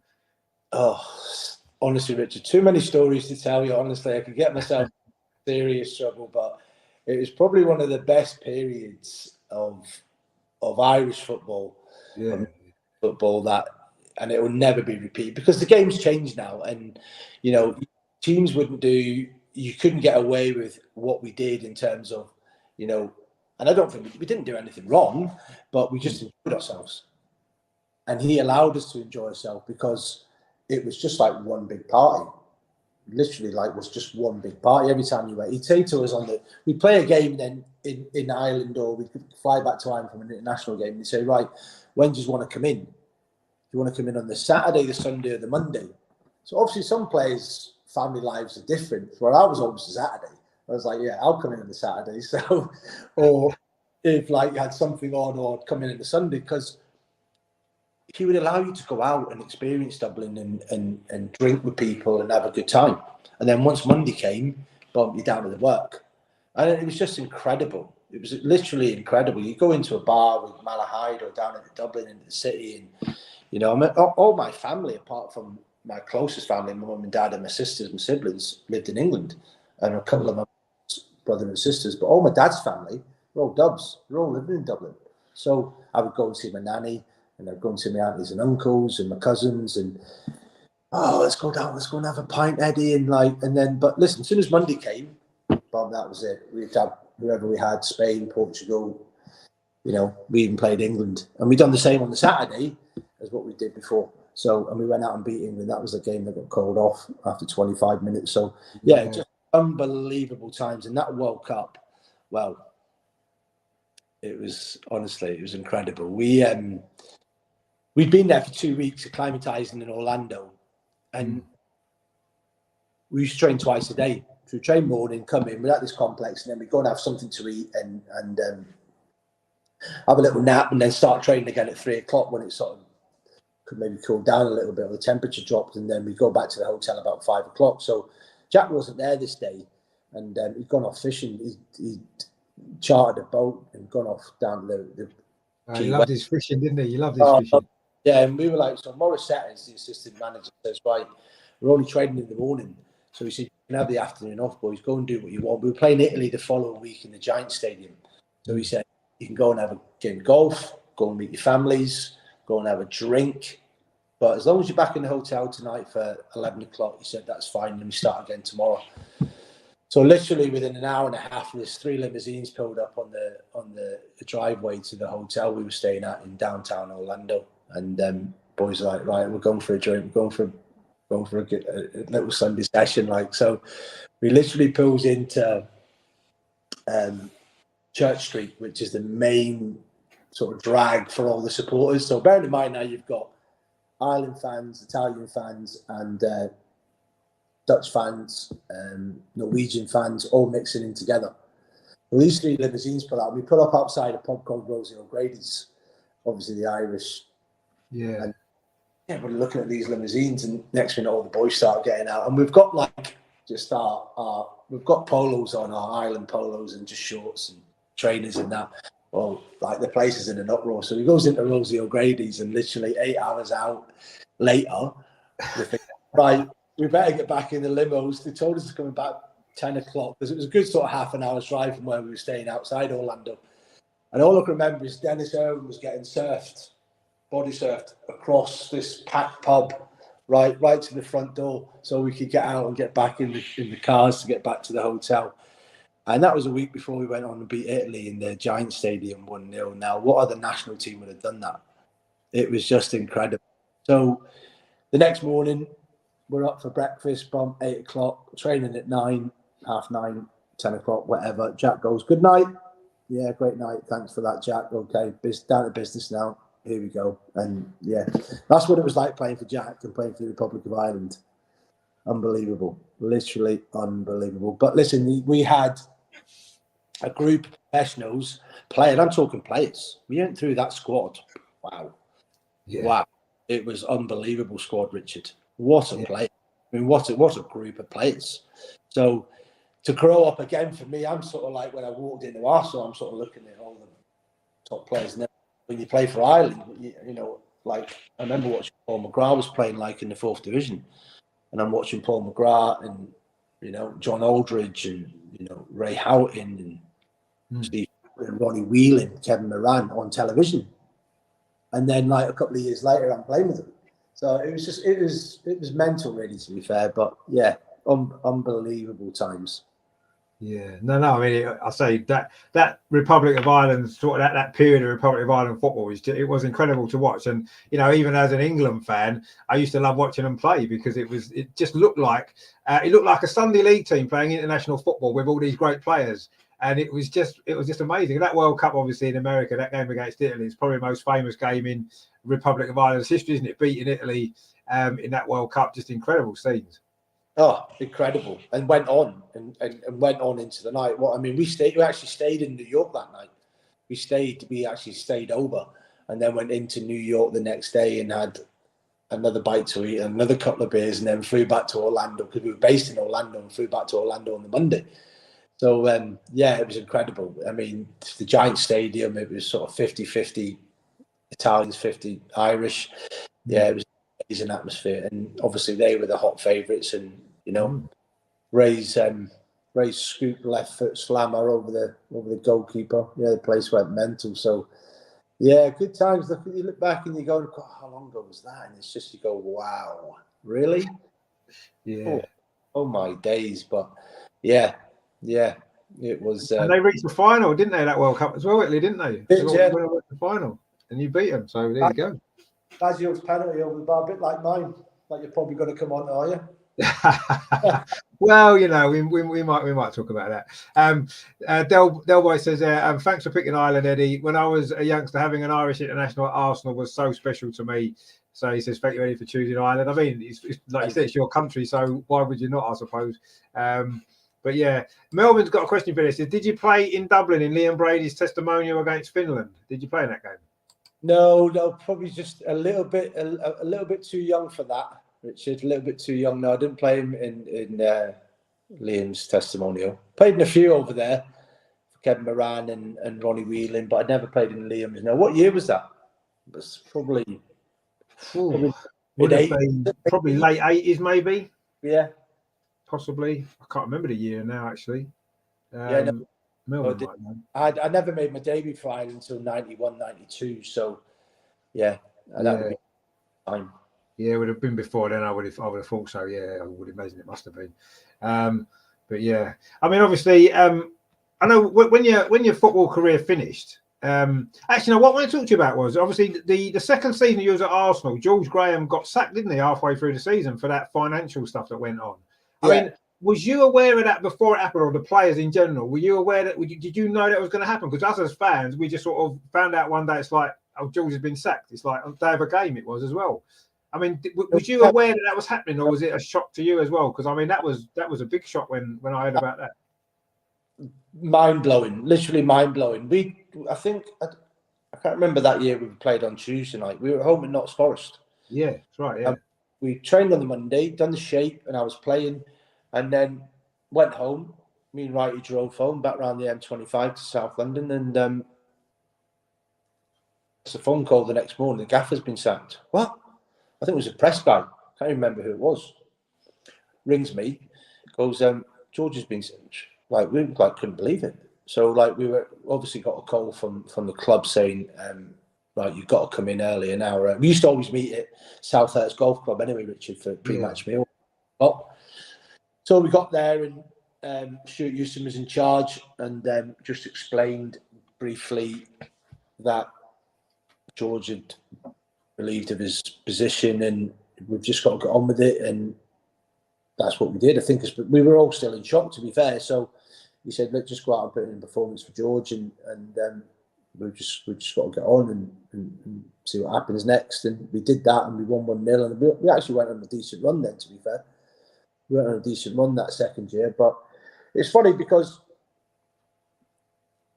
in your career, you know, sometimes your career at clubs are defined by the people that are in charge. And George had bought me and obviously seen something in me to bring me in. But it wasn't until after he left that's when it really started to go pear-shaped for me at Arsenal, because I didn't have a relationship with Stuart Houston. And I think he always wanted to get me out of the side. I mean, I go back to probably my first game in Europe away to Odense. It was the first leg over there. I was playing right back. I was filling in for Lee Dixon. And I tried, confident I was playing well. And I just tried to nod it back down to the goalie. And it was a horrible wet night. And it was lashing down and bounced up. And David had to sort of react to it. And their centre forward came in and he was going mental.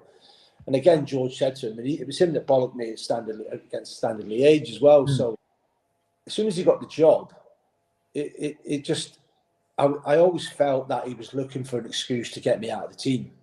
And we won sort of 4 or 5 games on the bounce. We beat Sheffield United, we beat Swindon at home, we beat somebody else away. And we had PSG in the semi-final Cup Winners' Cup that year. And or the quarter-final, I think it was. Or it was one of those sort of late legs. And at Highbury, and we didn't play well. It was 0-0 at half time, and none of us, the whole team hadn't played well. We hadn't got going, and it was, but there wasn't much in it. And he just he hooked me at half time, and so I never said nothing. and then went in on the Thursday for recovery. Never said nothing. Went in on the Friday, and we had West Ham at the weekend, and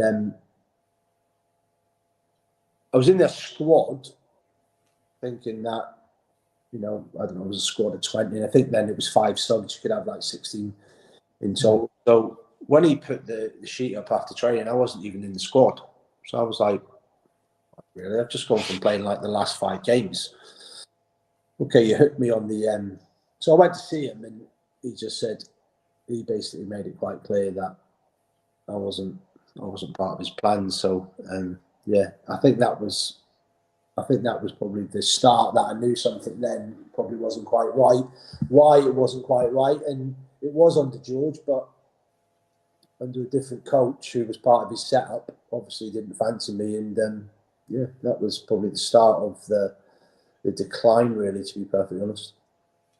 Obviously, Bruce Rioch took over, didn't he? The following season, I think you only played maybe 1 game, was it, under Bruce before you ended up funny, yeah, it's Man funny. City. I mean, did you not get on with Bruce either, or did he just not pick you much? Because I think you only played 1 game, didn't you?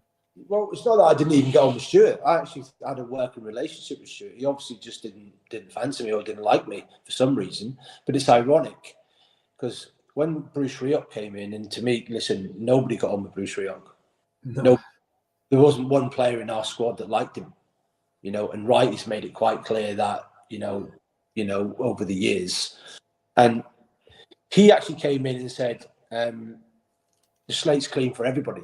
Slate is clean for everybody, regardless of what's going on under the previous manager, under Stuart's. And I thought, okay, great, brilliant. Let's have a real go. So I worked hard that pre-season, and then didn't make the tour cut me and a couple of the other boys that were in the squad from the previous season didn't make the pre-season tour. So we kind of think, well, our writing's on the wall for us here, to be fair. And then all of a sudden, out of the blue, like, I get involved in the 1 game away to Man City. Well, obviously, Man City coming in for me, and I didn't know that at the time, but obviously that was being lined up, and they kind of used it as a sort of like, well, listen, he's still fit, he's fit, we want this for him, etc., etc. And then I ended up going to Man City. Yeah, so yeah, it was disappointing the way it ended, to be fair, Richard. But like I say, certain personnel at clubs, coaches, whatever, define sometimes your career at bad. So it was just one of those things. And ironically, when he got the sack, Bruce Rioch, I don't know, they both got the sack, didn't they? They both left at the same time. And then Stuart Houston ended up getting the QPR job, didn't he? Yeah, he did, yeah. Bruce as his assistant. Yeah. I mean, how did that work? And then actually came back to Arsenal and tried to sign me, like I was going to go and play for him. Did he really? I was like, no, thanks. Wow. You're all right. So it's ironic, really. But anyway, that in its sense was probably that would probably spell the end for me. And David Dean was great. I have to say, in the negotiations, I said, look, David, and it was funny. I'd done obviously cold comms for the game on Saturday, Leicester, home to Leicester, and Jesus, I seen his interview on Match of the Day after the game. When I got home, and he just wants to play football. And as footballers, that's all you want to do. You want to play football. Yeah. You want to play every week. That's it. Every week, good or bad. You want to be in contention. And, if you're not playing well, I can accept that. Listen, I've had lots of bad games in my career, but I've also had lots of bloody good games. And if you played bad and you get left out of the squad, but when that happened to me, he didn't give me any reason. It wasn't because I played badly, because the whole team played badly. He just didn't like me. So that was it. So if I've got a good enough reason, I'll say, right, yeah, what we're going to do now, I'm going to work harder to get back to the team because I want to be part of this team, this Arsenal team, So, yeah, that's in a nutshell, to be perfectly honest. I mean, how would you sum up your time at Arsenal overall then? Because obviously, like you said, it didn't end maybe particularly well, but there were some good moments as well. How would you sum it up then for your sort of 2-3 years that you were there? Very good. I'm talking personally. I'm not, I'm talking from the time I went there. It was a massive club.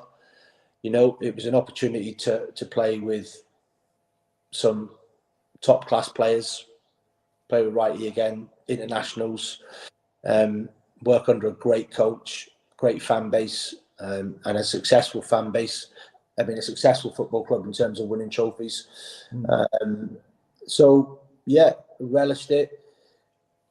Great memories, great memories, fun memories, and I just, you know, I would have liked it to have worked out better, Richard. Of course, everybody would, but Yeah. I won't be the first, and I'm certainly not the last player that it hasn't worked out for at a football club. It's like I said, I've had good times and bad times at every football club that I've been at, but I've also had successful times at every club that I've been at. So yeah, it's part of the course. Part of the course, you get on with it, and you know, like I say, it evolves and you move on. Players move on all the time, and you know, but you look back. I look back with the fondest memories, and as you can see, you know, I've got lots of them behind me. So yeah, it's, listen, one game or 57 games. I wasn't quite sure how many appearances I made in the end. 57, 50, 56. I think it was 57. Yeah. Yeah. So yeah, but 57 games that, again, nobody can ever take away from me, from playing for, you know, an amazing, massive football club. And a European medal as well to go with it. So that's not too bad, is it? Go to boot. Exactly. Yeah. Absolutely. I mean, obviously, after you finished playing, you obviously went into coaching, didn't you? Was that something that you'd always wanted to do, or did that just kind of fall in your feet, if you like, or was it something you'd always planned anyway? No, it's funny because that, just going back to that, I suffered quite that year. I think that third year, or that mid term in that second year, I only played about 22 games. I snapped my medial collateral ligament, and I was just coming back from a medial ligament injury, and I was pushing myself really hard to get back fit again, and was up and down the stands at Highbury in the afternoon, on a Monday afternoon. We'd always, injured players used to have to always go back there, and I was coming down, and my lateral ligament went. So the coaching side of it, when I was doing my rehab, I spent a lot of time with Geordie Armstrong, so who was the reserve team manager. Yeah. So I kind of done a bit of coaching, and that's how my coaching, maybe my thought about going into coaching when I finished playing was started, really, to be fair. And Geordie was a great coach, really, really good coach. And then obviously, you know, I was coming back from injury, and I spent time with him and played in the reserves, and I kind of nurtured those young players, the Matthew Roses, you know, of that ilk. So yeah, that's probably kind of where my first sort of indication of maybe when I finished, maybe I could go into coaching. So yeah, but you know, obviously after Arsenal, I went to Man City. Richard, do you remember that, don't you? Yeah, I remember going to Man City. Yeah. He was there for a couple of years, wasn't it? Yeah, so it obviously. But you know, when I finished playing, I wanted a complete break. So I never really started my coaching till probably the early 2000s. Yeah, I took a couple of years out and travelled, and you know, spent some time with my kids. You know, because obviously when you're playing all the time, you know, when you're playing for Arsenal, you know, we were in Europe, and you're doing a lot of travelling, and then you're back, and then you have sort of 6 or 7 hours, 10 hours at home, and then you're away again the next day up to Manchester or Liverpool or Newcastle, and then you're back. You don't get back till you see them Sunday, and you're back in the training. So it's a process, it's a cycle. So yeah, I just took some time out, and then eventually it kind of lures you back, and that's what happened. Yeah. No. I mean, obviously now you're back at Crystal Palace, aren't you? Well, actually, I'm not, to be fair, because I came out here. Yeah, I came out last year.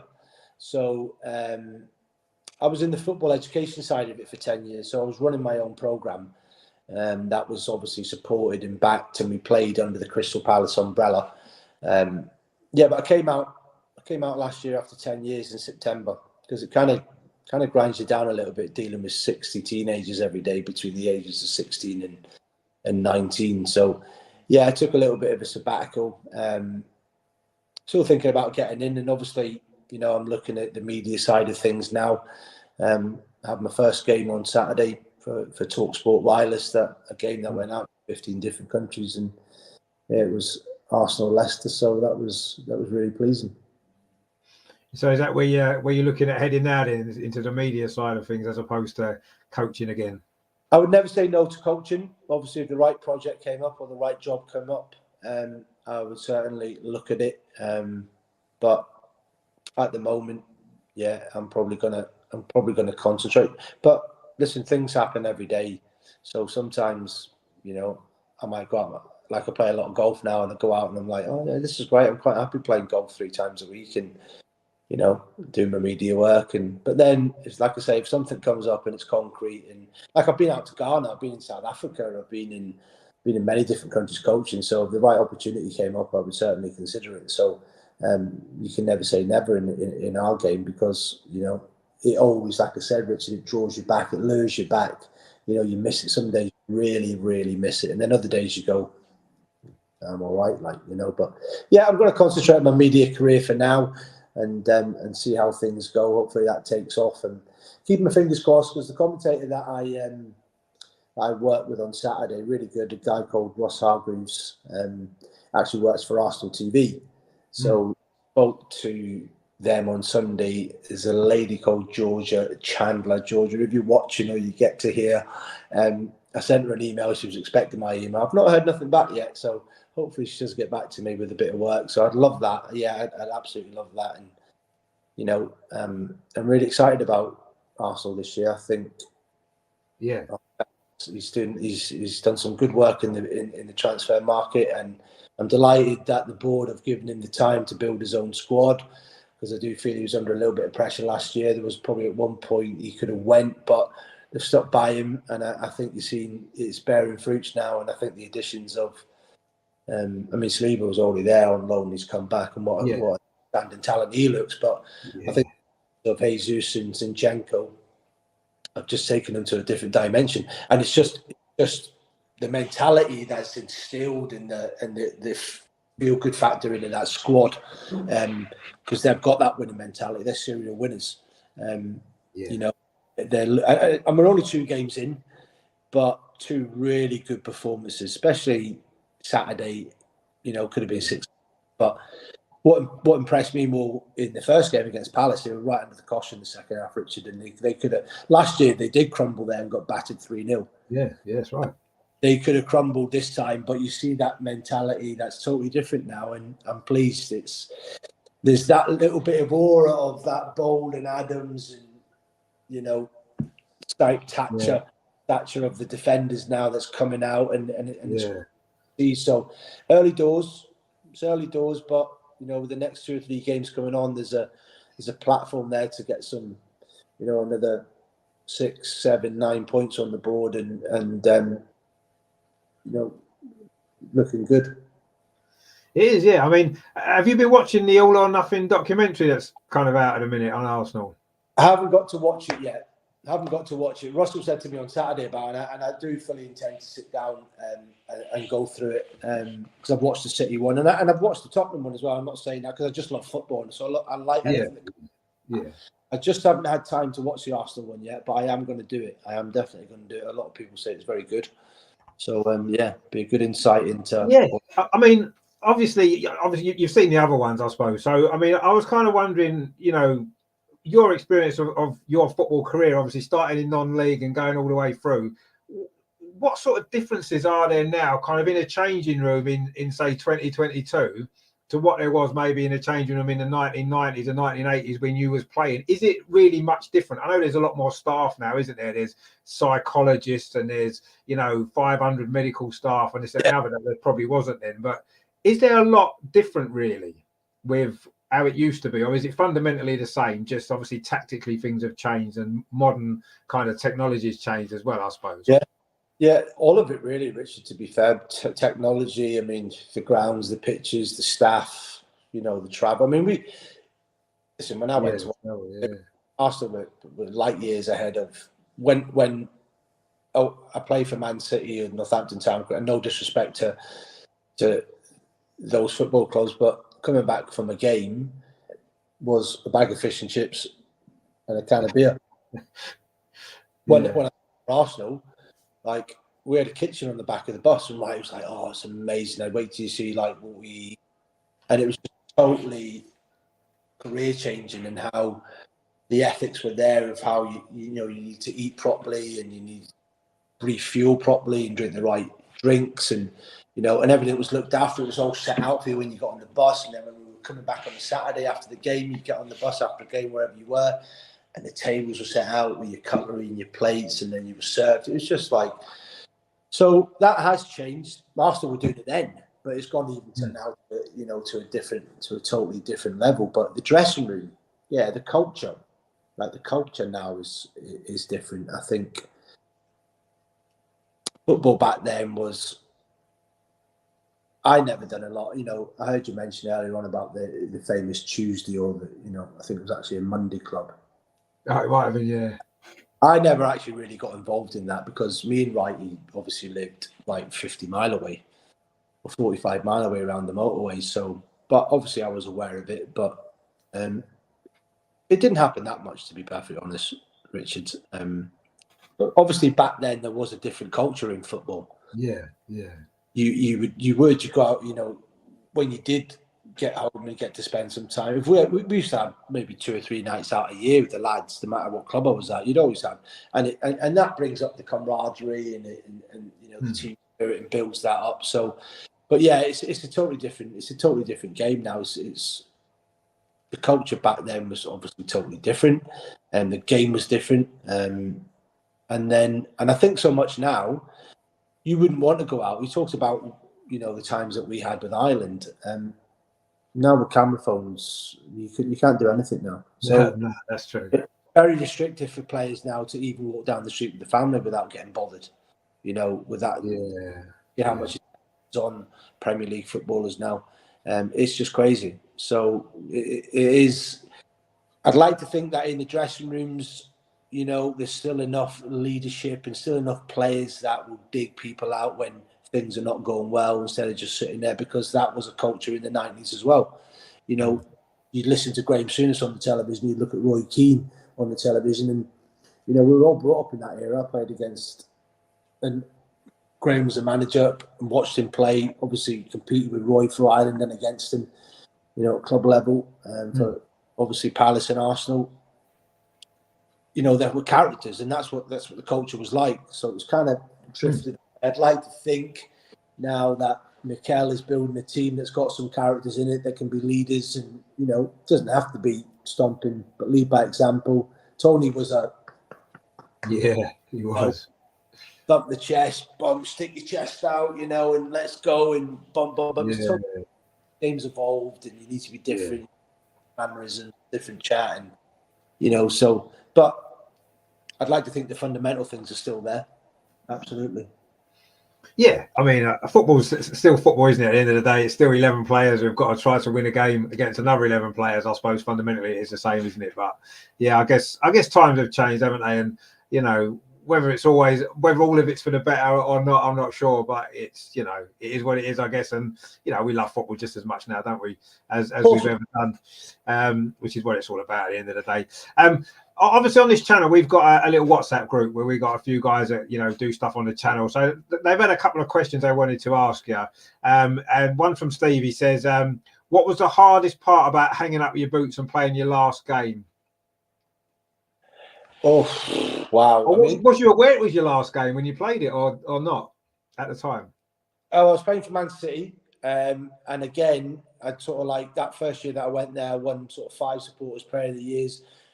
They'd just come out of the Premiership City, and the rest is well transcended. People know what happened after that. I think my last game, I went on loan.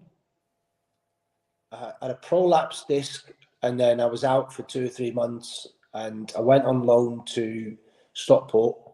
And I think my last game was actually against Man City at Main Road for Stockport. Was it? Wow. Yeah. Because the week after, I knew I was in trouble because I had to come home for the weekend for something, and I travelled up and down the motorway, and my back just locked out, and I knew I wasn't.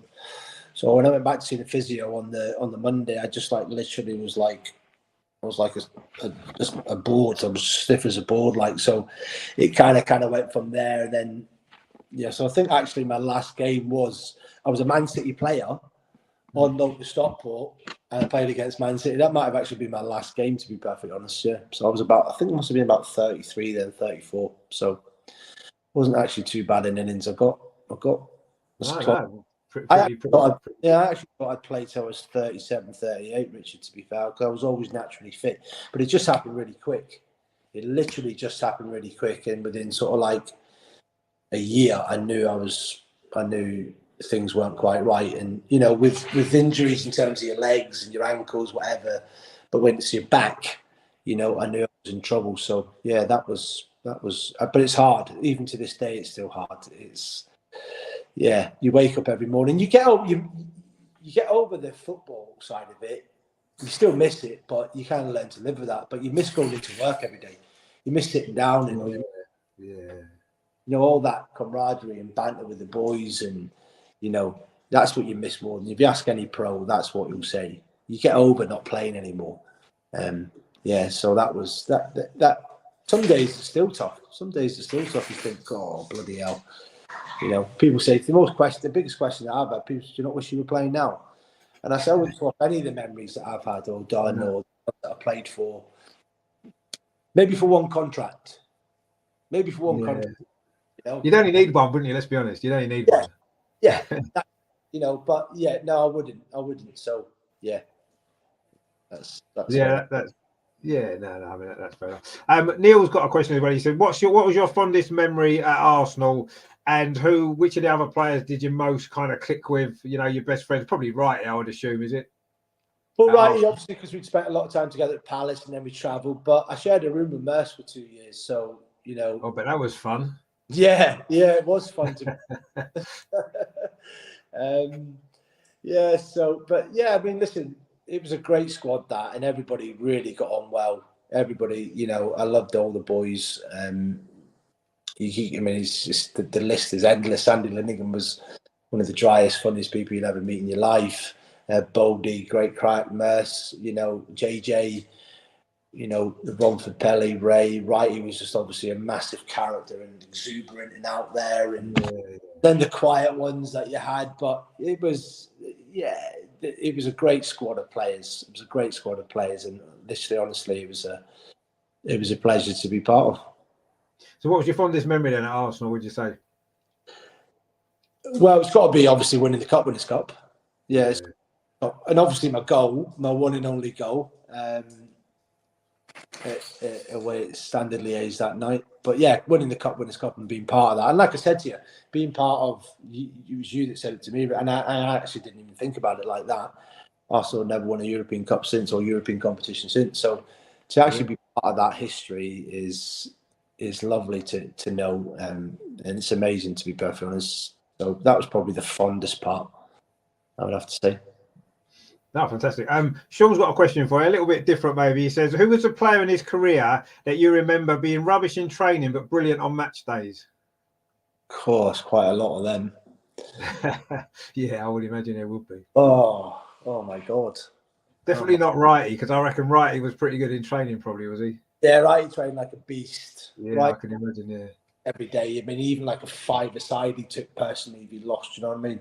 You'd have to stay out. He'd be like, Gaffer, just 5 more minutes. But listen, there was some up there. I mean, Andy Thorne was never a great trainer. Who can I think of at Arsenal? And Tony particularly wasn't a great trainer. Tony was awful in training, to be perfectly honest. Was he? Yeah, Rodders, he was awful. I mean, he tried, but he was literally awful. Some days you'd look at him and think he had his boots on the wrong feet, you know? But then you knew on a Saturday, and probably most of that, obviously, what Tony was going through, it was obviously well documented about his problems off the pitch with alcohol. But Rodders wasn't the greatest trainer, to be perfectly honest. He was probably the worst, to be fair. But then you knew on a Saturday, when he's leading you into battle, you know he's the one that's gonna like be a 9 out of 10 or an 8 out of 10 every week. So yeah. Yeah, no. I mean, he always produced on the pitch. That's what matters, I suppose, isn't it? At the end of the day, you know, we all loved him for that reason, really. But I'm quite surprised he wasn't so good at training, actually, because I kind of imagined him being very competitive and all that kind of stuff in training, and you know, wanting to get one over. He wasn't very good. I don't mean that he didn't try, Rich. I'm not saying that he didn't try, but like he just, you know, he wasn't one of the best technical players at Arsenal we ever had. Rodders, to be fair, do you know what I mean? No. I mean, I never thought he was. He was very good at what he did, wasn't he? that kicked you and headed anything that moved, and brilliant at it, and is up probably one of the Arsenal captains ever, And I don't mean to be. I'm just. You asked me a question about who. Yeah, no, that's it's kind of looking. I'm absolutely destroying him now, but I'm not. I mean, I've so much. No, I mean, there's nothing you can do to destroy Tony Adams. He's an absolute Arsenal legend, isn't he? So I mean, absolutely, of course he is. Absolutely. Yeah. Stan's in the chat there. He's from Vancouver, actually. He says he's obviously seen you play in a few different positions, as you mentioned before. What was your preferred position, would you say? Obviously, you probably played right wing more in your career, perhaps, didn't you? Was that your preferred position, or did you prefer playing at the back?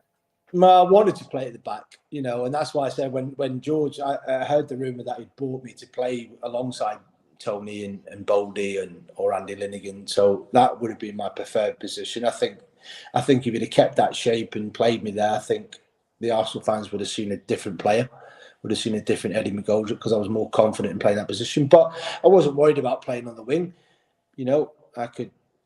Like I said earlier on, Rich, I wasn't a prolific goal scorer, but I could score goals. I would like to have scored more goals, but I was a good creator of goals.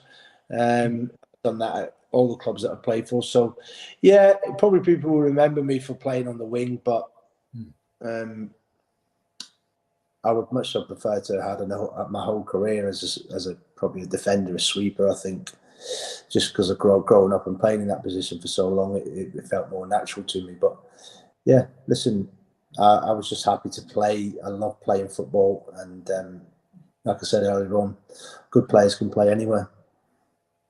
No, exactly, they can, and that's what it's about. I mean, obviously, I think, as you said, most people would remember you probably more for playing on the wing, I would say. Even at Arsenal, I think most people, if you mention Eddie Mcgoldrick, most people say, "Oh, he was a right winger." I think most people would assume that, wouldn't they? Because that's what he was known for, wasn't you? Yeah, I agree with that entirely. Yeah, so certainly at the highest level, the top level, yeah. And it's not a bad thing to be remembered by, does it? Steve put another question as well, a little bit random. He said, "What's your favourite cheese?" Which is quite an important question, I believe. So, it'd have to be. I'm not a big lover of cheese, to be perfectly honest. And no, I'm not either. My wife has a bespoke catering business, and she deals in a lot of very beautiful cheeses, and she's perplexed as to why I don't eat any of them. So I'd have to say I'm pretty plain and basic in that sense. So it'd have to be like a red Leicester or something like that. Like, I'm not a big lover of cheese, to be perfectly honest. No, I'm not either. But I mean, a red Leicester's probably all right, isn't it? It's not a bad choice. Not a bad choice at all. And it's red as well, which is kind of nice for Arsenal, isn't it? So that kind of ties in well with it. And Leicester, of course, as well, you could have played for. So there you go. Yeah. It kind of matches it. I mean, talking about food, actually, just quickly, what sort of did you eat pre-match usually when in your career? What was your sort of favourite kind of pre-match food? I was pretty basic again, to be fair. Beans on toast, poached egg on toast, scrambled egg, bit of pasta sometimes. Some of the lads, like Smudger, Alan Smith, Smudger used to have like chicken pre-match. He'd have a chicken, yeah. Like, he might have even had some chips with it, to be perfectly honest. And he was the only one that George let do it. Everybody else would but he'd had that ritual, and pretty sure it was Smudger, yeah.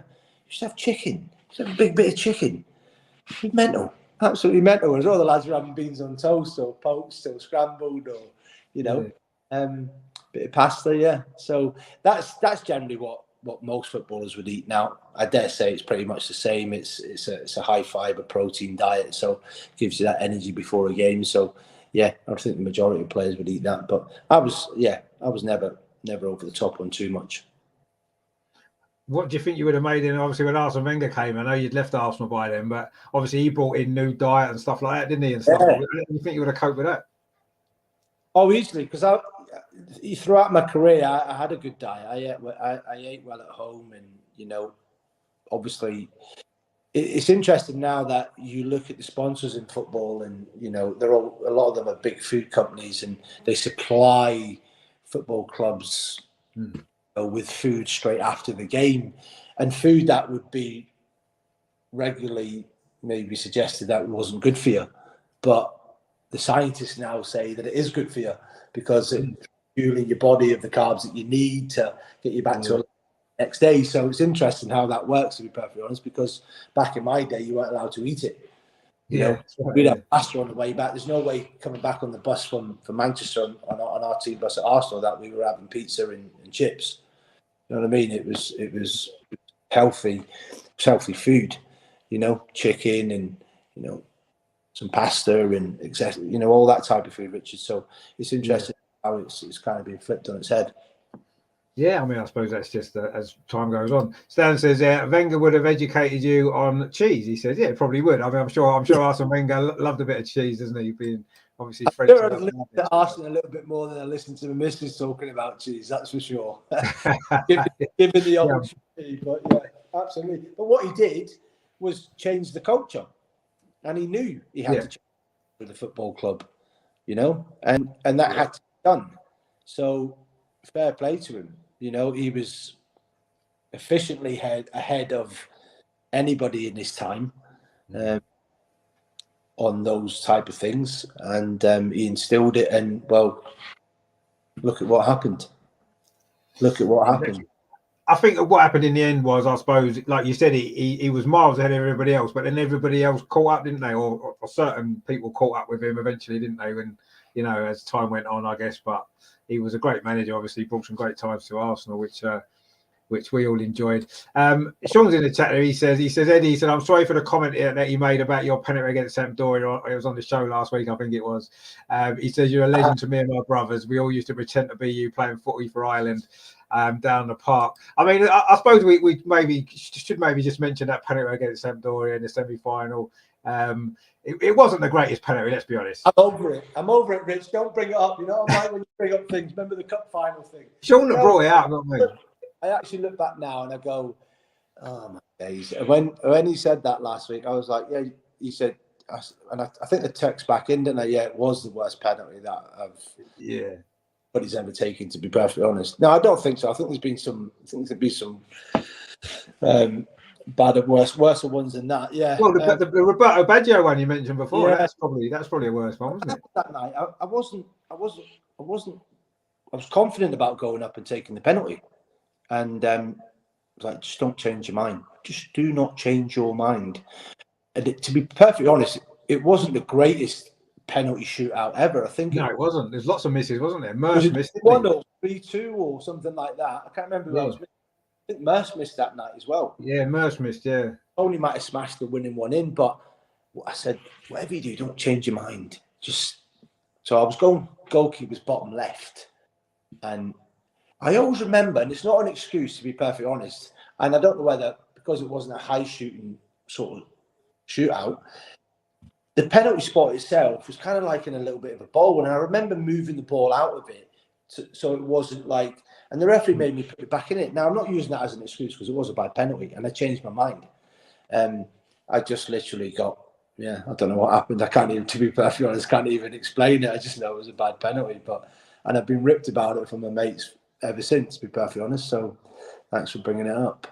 Well, it was Sean that brought it out, not me. I was quite prepared to let it go, but Sean wanted to miss. Walk back, honestly, it was the longest walk back to the house. No, well, I mean, in the end, we won, so it doesn't matter, does it? No one cares that you missed because we won. If we'd lost it, it would have been different, wouldn't it? But we won, so no one cares that you missed. It doesn't matter. You were part of the team that got to that final 2 years running. I mean, did you take penalties before that much in your career, or was that a kind of, it wasn't something that you generally did? Do you know what? I didn't have a great record. I missed one at Northampton. Right. Against Cambridge. I missed one at Palace, at Tottenham, and then I missed that. So hence to say I never took another one, to be perfectly honest. Did they know your record was poor before they sort of let you take one in that semi-final?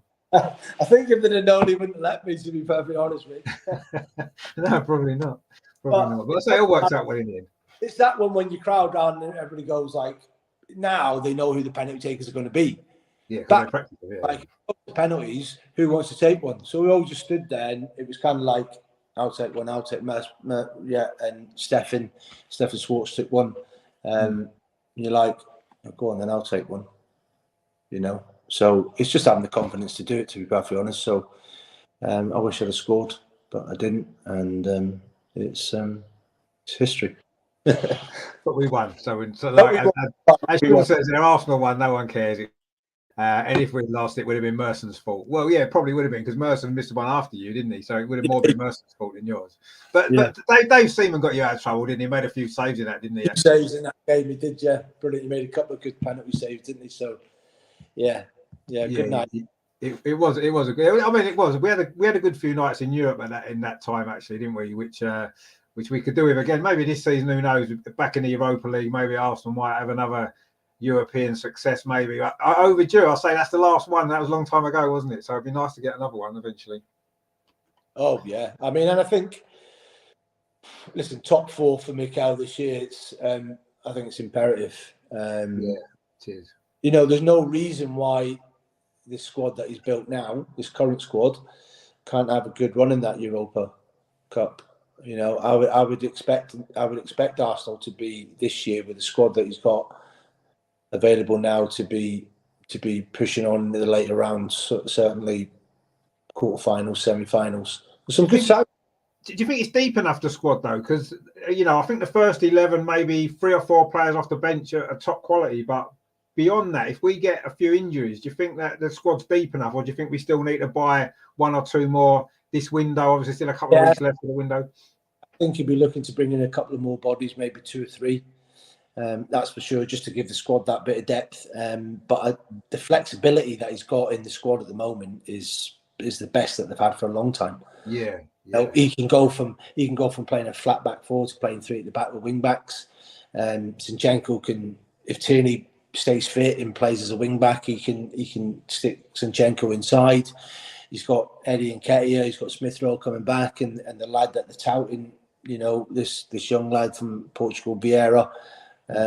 Obviously going to be a prospect. He's brought Saliba back in now and Ben White must be thinking, he paid 50 million for me last year. Yeah. I'll get a game. So, you know, he's going to have to dig in. But the flexibility and the versatility that he's got in his squad this year, Richard, is really strong and really good, and it looks quite bright.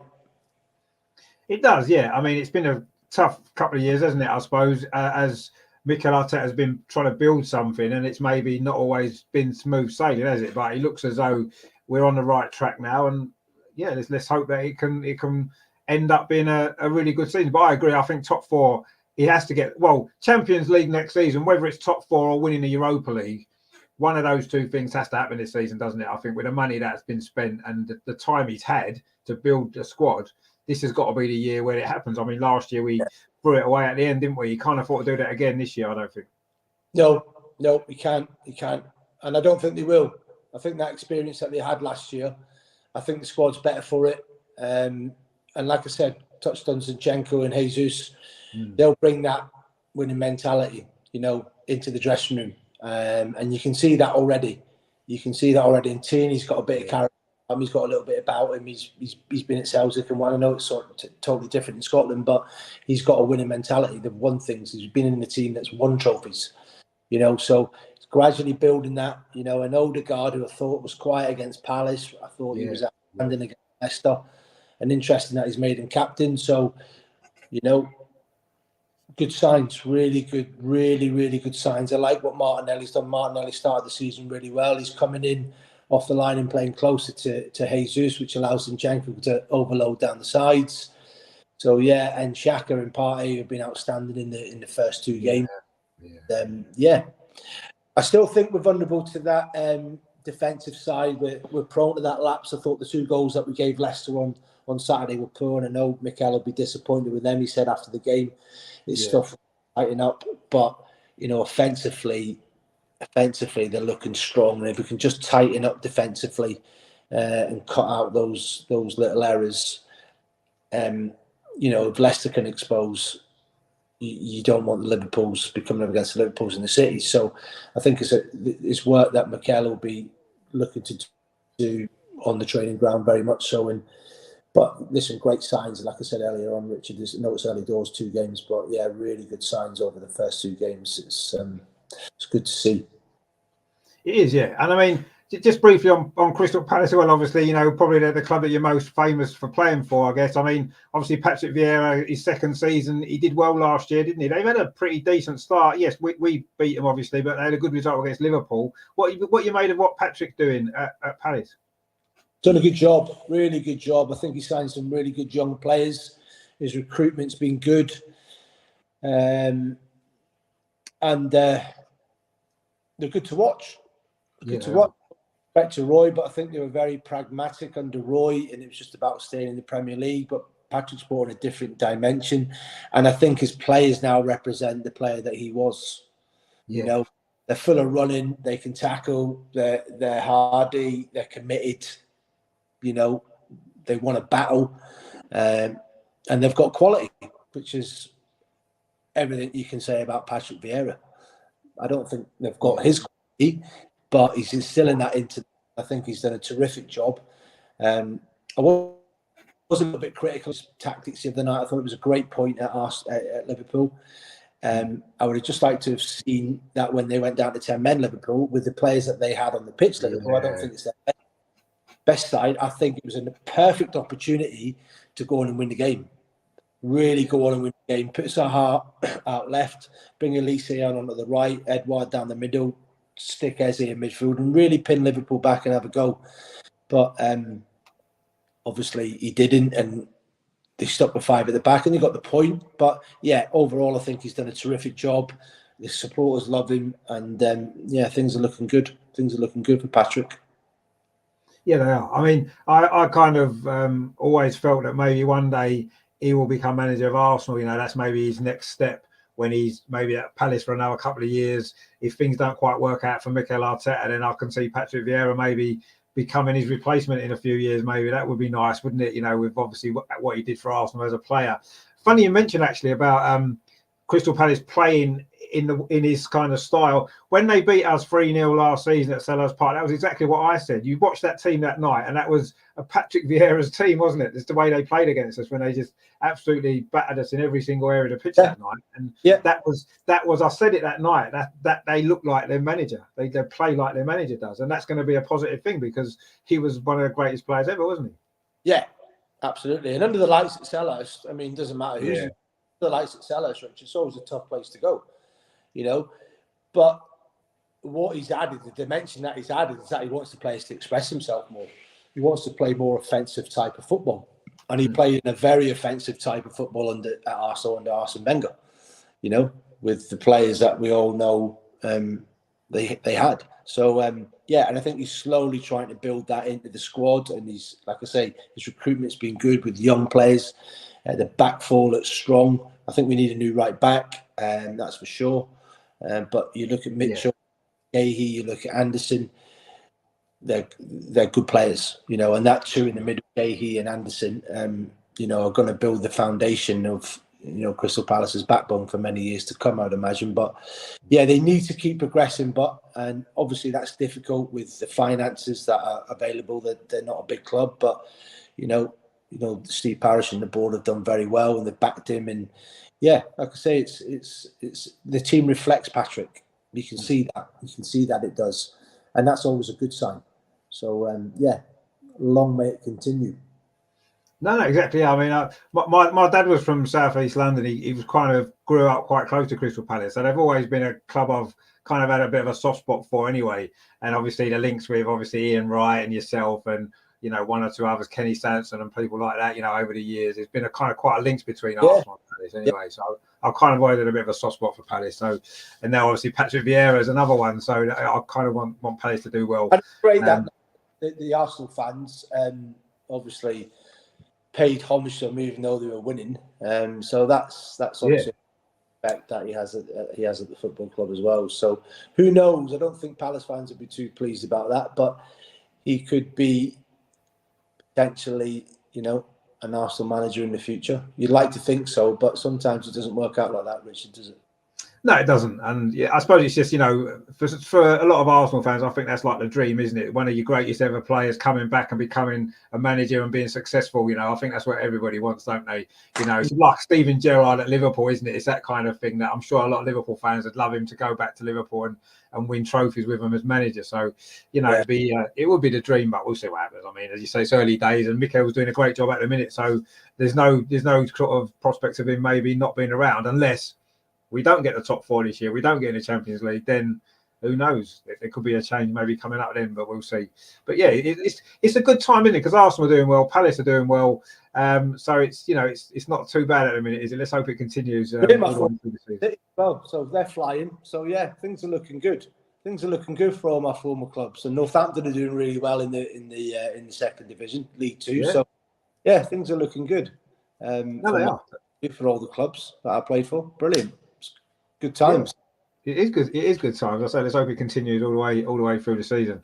I mean, thank you very much, Eddie, for coming on. It's been an absolute pleasure. I mean, I could chat to you all night about various football in your career. I mean, it's been great.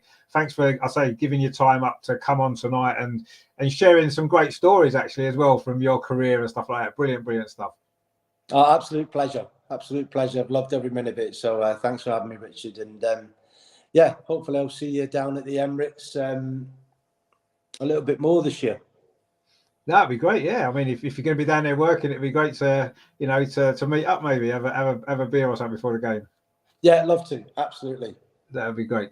Sean says, Eddie, you are a legend. Indeed, you are a legend. There's no doubt about that.